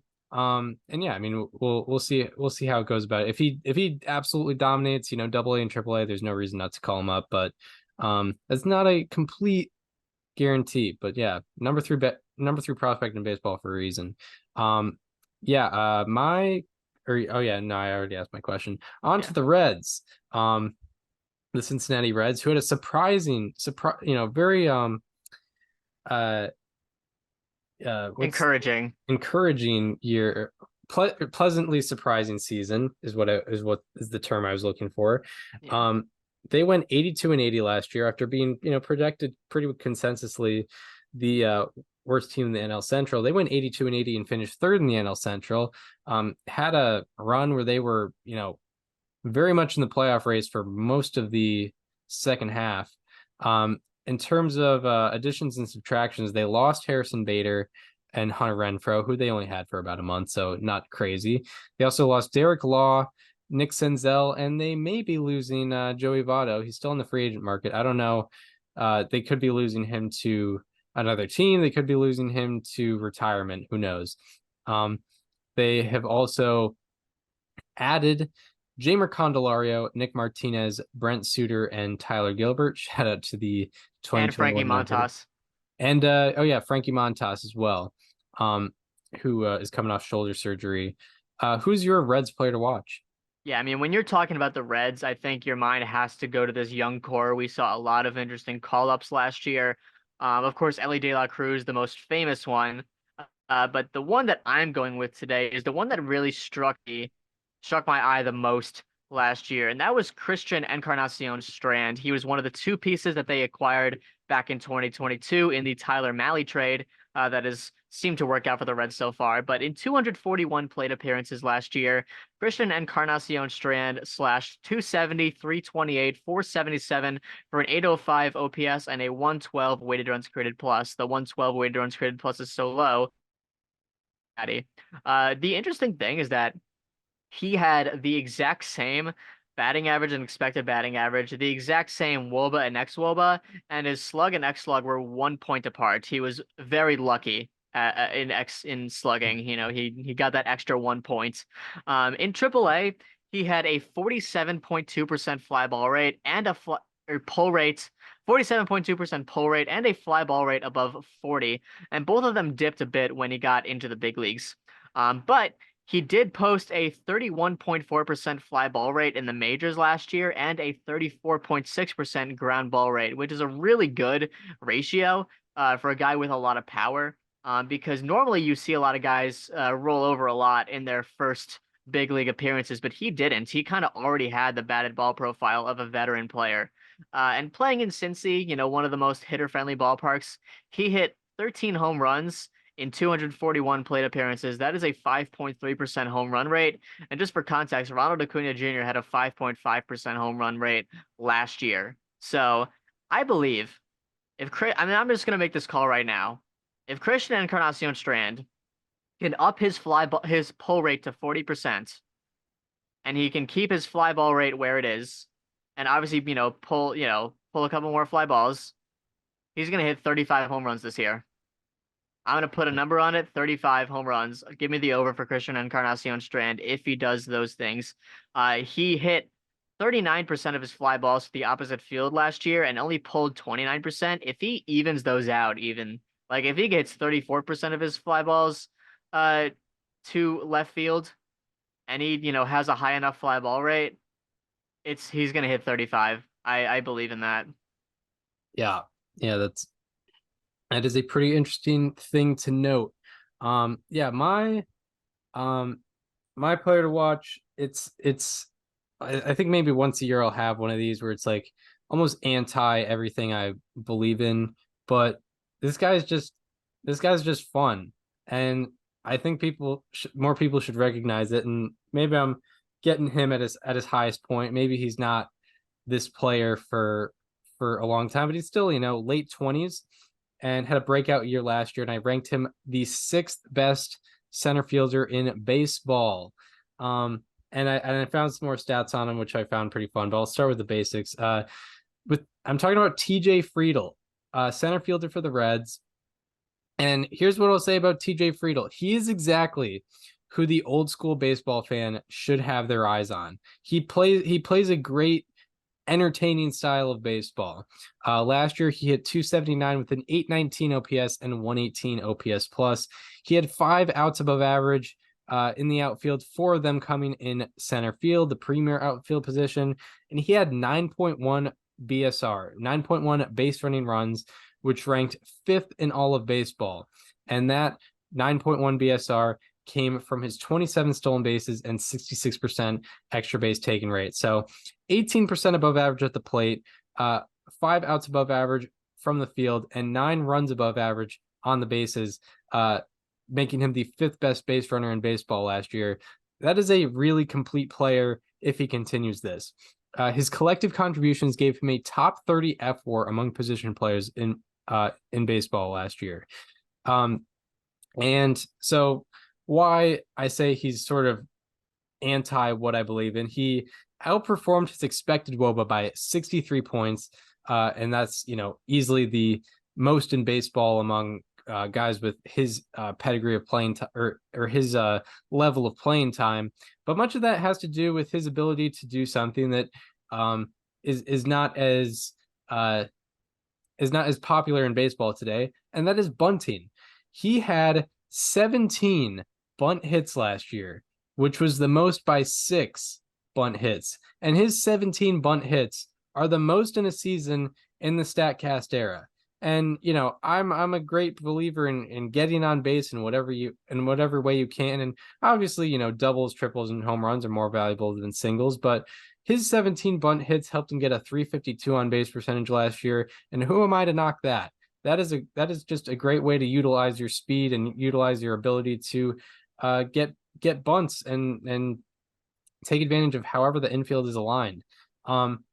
He was tremendous in that aspect, and if he continues to bunt that well, he'll probably continue to succeed at the plate. Along with that, he hit 18 home runs last year, and he uses Great American Ballpark to his advantage. He hit 13 home runs at home last year, and 12 of them were pulled. So he's a guy, he's not going to he's not going to hit it to the 15th row, but he may be able to find that perfect spot in the ballpark and get it out and give his team some runs. And what I'll say about TJ Friedl is a comparison that gets thrown a lot with Juan Soto is like, oh, he's the modern version of Ted Williams, which to an extent I understand because of those strikeout to walk numbers. Are you going to say what I think you're going to say? Probably, yeah. And I think with the Juan Soto comparison to Ted Williams, it might be a little bit skewed because Juan Soto is at a 157 career OPS plus. Ted Williams was at 190. So if we're going to say that Juan Soto is the modern version of Ted Williams, I don't think it's that far-fetched to say that TJ Friedl is the current version of Ichiro Suzuki. Yes. Because Ichiro got those infield hits, he got those bunt hits, he ran the bases really well. And a TJ Friedl season, this is like maybe 2 to 3 wins above replacement less than Ichiro's prime, than an Ichiro prime season. Same thing with Juan Soto to Ted Williams. Like Juan Soto's not putting up 9-win seasons like Ted Williams was, but we do compare him to Ted Williams because of his style. So TJ Friedl's style is very similar to Ichiro's style. Not saying he's as good as Ichiro, but that style is very similar. So if you liked Ichiro, I think you'll like TJ Friedl. I love that. Now on to your Reds player, or no, you already said your Reds player to watch. Yeah. Now on to questions. So I've asked this question probably at least once or twice every single year that we've done this. It is, I don't want to say a cop-out question, but it is definitely like not one that takes a whole lot to think of. But I think this is a very interesting team for this question because there's a lot of candidates. Who do you think will lead the Reds in home runs? Who do I think will lead the Reds in home runs? You have Ellie De La Cruz, you have Matt McLain, you have Christian Encarnacion Strand, like I mentioned, you have TJ Friedl that could hit like 27 inside the park home runs. Yeah. So before I answer that, I want to look at the rankings from last year. I feel like Steer was up there. Steer is another one. Noelvi Marte could break out. Yeah, I was liking Marte's exit velocity numbers when I was looking at him. Jonathan India just got extended. Kind of. He was good in his last year of pre-arb anyway. Yeah, that's interesting. So Steer had 23 last year, which I believe led the team. But he just had a whole ton of playing time. Whereas like Ellie De La Cruz hit 13 in 98 games. Yeah, I'll buy into the hype and not saying that he's going to be the best player on this team, but I think Ellie De La Cruz hits the most home runs. He just has that natural ability to hit the ball hard and hit it far when he does hit it hard. So when he's not hitting ground balls, he can hit a home run. He does hit a lot of ground balls, but I think he'll put a good amount in the seats. So I'll go with the mainstream, the normie answer and say Ellie De La Cruz leads the Reds in home runs. My question probably relates a lot to the candidates in there, and you probably already answered this question with your play to watch, but who will have the best quote unquote sophomore campaign? Because one of these guys actually still has rookie eligibility, but who will have the best quote unquote sophomore campaign among Spencer Steer, Matt McLain, Ellie De La Cruz, Christian Encarnacion Strand, and Noelvi Marte? Yeah, I mean, I know I said Encarnacion Strand will hit 35 homers. I don't know if that guarantees the best sophomore season because that's just count stats. I'll stick with him though. I mean, why not? I mean, he had, very good. He wasn't one of those guys that outperformed his expected numbers and had a high BABIP to get to an 805 OPS. I mean, it was he hit like an 800 OPS type guy. And I feel like there's still more potential in there. Defense and base running will be a little questionable, but I'll stand by what I said about Christian Encarnacion Strand on that one. Yeah, awesome. So yeah, that does it for the Reds. Now on to the Cubs, who were kind of in the driver's seat of the wild card race outside of whoever was yeah, outside of the Phillies, they were kind of in the driver's seat, and then things just kind of fell out of the the wheels kind of just came off toward the end, but They lost still, those brutal games night after night. yes, indeed, and they went 83 and 79 and finished second in the NL Central. As far as additions and subtractions, so far they're losing Cody Bellinger. They could sign him back, but he's not on their team right now. They definitely lost Marcus Stroman, Jamir Candelario, and Michael Fulmer, and they added Shota Imanaga from Japan. For my player to watch, I believe Fangraphs has this guy as their projected leadoff hitter, and it makes a good bit of sense, but it's the 33-year-old Mike Tauchman, who kind of had a little bit of a career revival last year. Not necessarily like a top hitter in the game, but he was an average hitter and I think showed the potential to be an above average hitter once again. 2023 was his age 32 season, and he had a career low strikeout rate, career high expected batting average and expected WOBA, and a career high on base percentage. And out of 212 players with 400 plus plate appearances last year, Tauchman's on base percentage ranked 35th, which was top 17% in all of baseball. His chase rate was in the 95th percentile in all of baseball, and his walk rate was in the 94th percentile. And he also had a 30% line drive rate. And out of 221 hitters with 250 plus batted balls last year, his line drive rate ranked 5th highest. So yeah, Mike Tauchman, he had a flat 100 OPS plus last year, but a lot of these underlying numbers indicate that he just has the tools to be an above average hitter and a very good contributor to that Cubs lineup, whether that be his chase rate, walk rate, or line drive rate. Along with him, I think having fairly average exit velocity numbers and whatnot. So yeah, I think he's kind of an under the radar bat for the Cubs lineup. Who do you have as your Cubs player to watch? So for my Cubs player to watch, I'm going back to an old well. I think the very first How About That I did in the 2021 season. I got to see, he finally kind of revived himself last year. Julian Merryweather, a bullpen pitcher formerly of the Toronto Blue Jays that I think really impressed me with the Cubs last year. It was basically the first full season of his career. He pitched 72 innings, had a 3.38 ERA and a 3.52 FIP.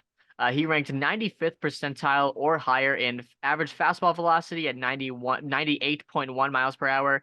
He had a 96th percentile whiff rate at 35.1% and a K rate at 32.3%. So he got a lot of swing and miss and threw a lot of hard fastballs, which is what I talked about when I used him as a How About That for the Blue Jays.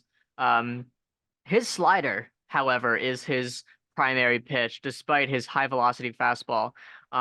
Over the last year, his slider produced the 5th highest whiff rate at 45.3% among the 61 pitchers with at least 250 swings taken against their slider.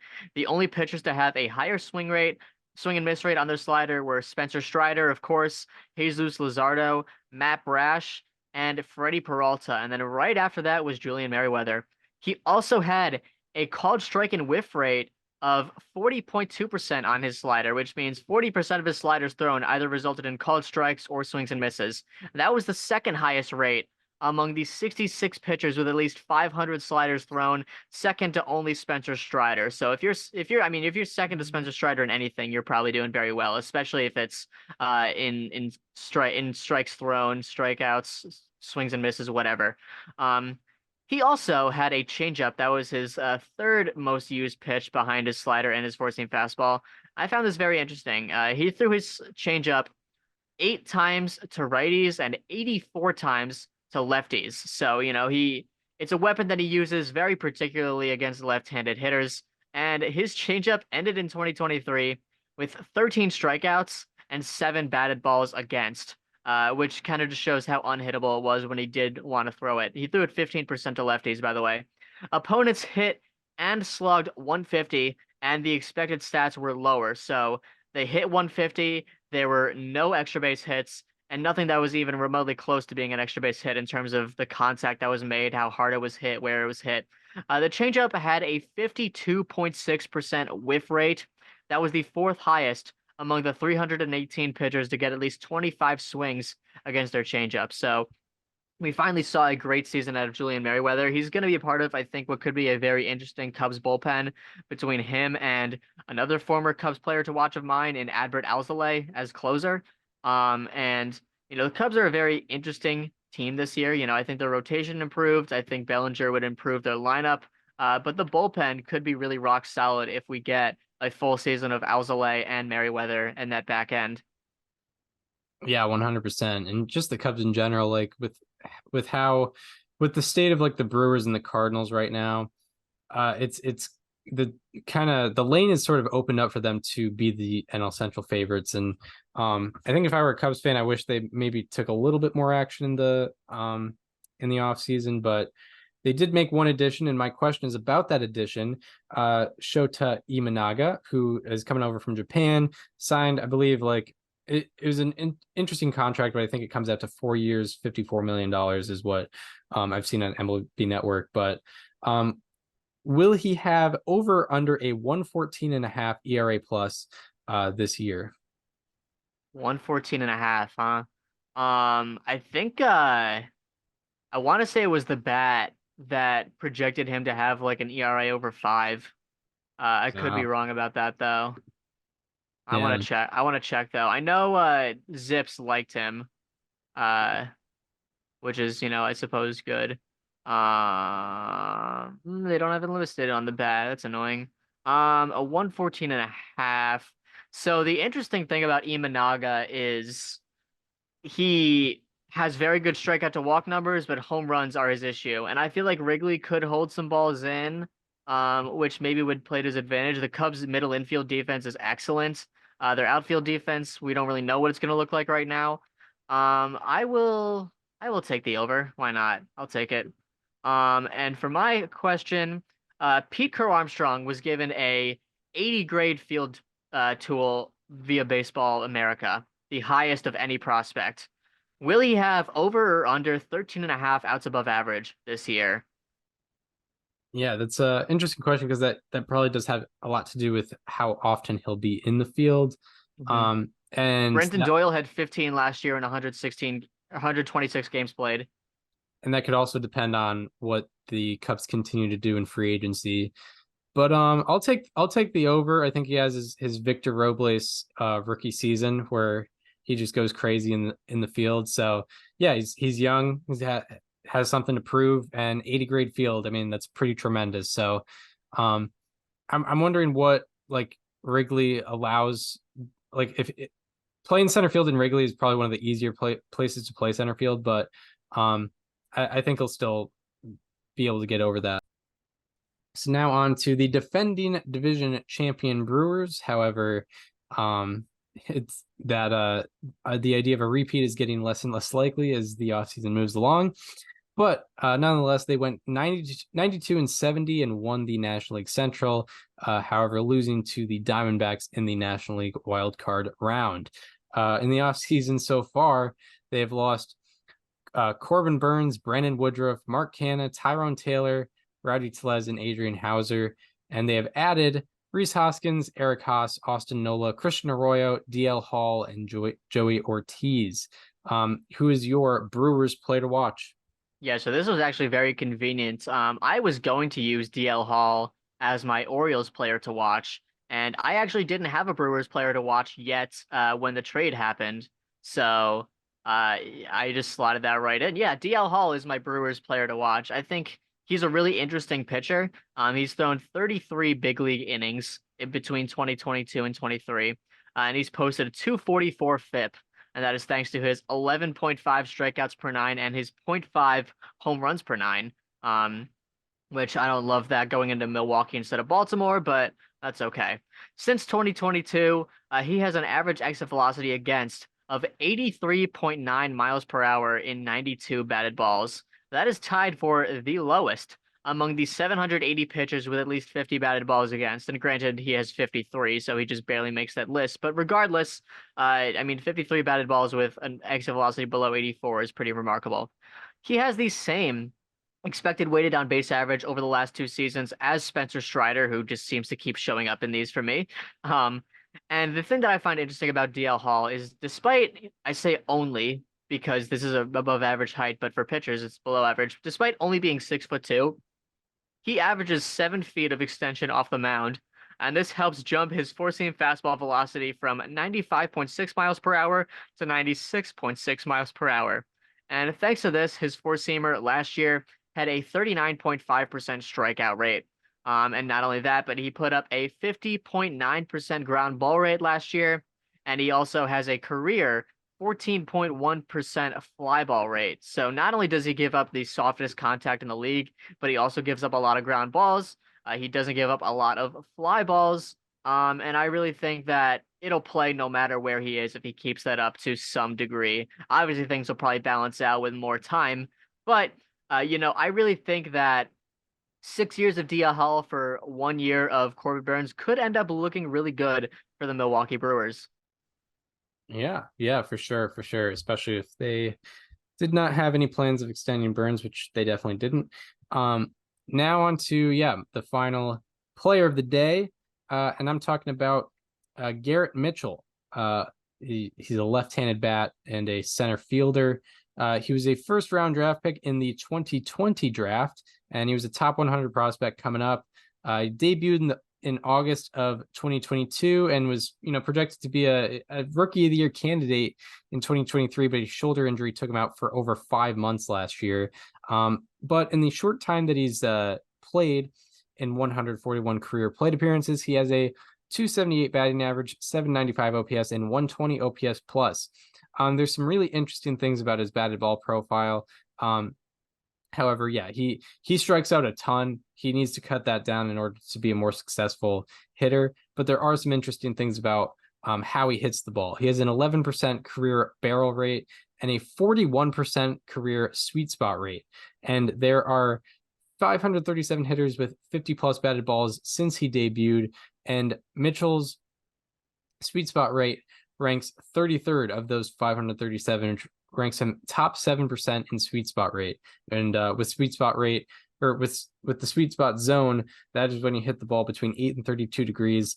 And hitters hit about 600 in that zone and slug around 1100. So hitting that ball in that zone is a very good thing. And also, of his 74 career batted balls, Garrett Mitchell only has one pop-up, which is a really, really good sign because hitters hit about 020 on pop-ups. So him only having 1 in 74 career batted balls, which is well below league average, that is a great sign. And along with him getting a lot of barrels and balls in the sweet spot zone, he also has 94th percentile sprint speed. So if he does put it on the ground, he has a better chance than average of beating it out for an infield hit. Along with that, so what he needs to change is that strikeout rate. He has a 38% career strikeout rate, which is very alarming. But if he changes that, I think he could be an elite offensive contributor for the Brewers. So that does it for Brewers players to watch. What do you have as your question? Yeah, I mean, you might have answered this one already, but my question is, which of these players will have the highest isolated power? Sal Frelick, Garrett Mitchell, or Bryce Terang? Zips has Sal Frelick projected with a 123, Mitchell with a 143, and Terang with a 118. Yeah, and if we're talking isolated power, I feel like that does go very much into Garrett Mitchell's favor, and I'm not just saying that because I put him as a player to watch, but he's a guy who is probably going to have a low batting average. Even if he cuts his strikeout rate by 10 percentage points, that's still a 28% strikeout rate. So, when your strikeout rate is high, your batting average can only be so high. So potentially maybe a 230 hitter, but could slug a good bit. He has an 11% barrel rate. Whereas, Bryce Terang and Sal Frelick, they seem to make a lot more contact, which could increase their batting average because, that's the weird thing about ISO is the higher your batting average, it could potentially hurt your high ISO, which is why it's kind of a weird stat. So, Sal Frelick, I talked about him when the Rhys Hoskins signing occurred. He's a guy that can get on base a lot. I could see him getting maybe a 350 on base percentage this year, but I don't see him having the highest ISO. Bryce Terang is also, a softer contact guy. So yeah, with how much Garrett Mitchell puts the ball in the air, and how low his batting average probably will be, I have to say Garrett Mitchell. My question is kind of like it's sort of a cop-out question as well, but considering just the fact that there's not really quite an obvious answer with this one, who will lead qualifying Brewers in OPS?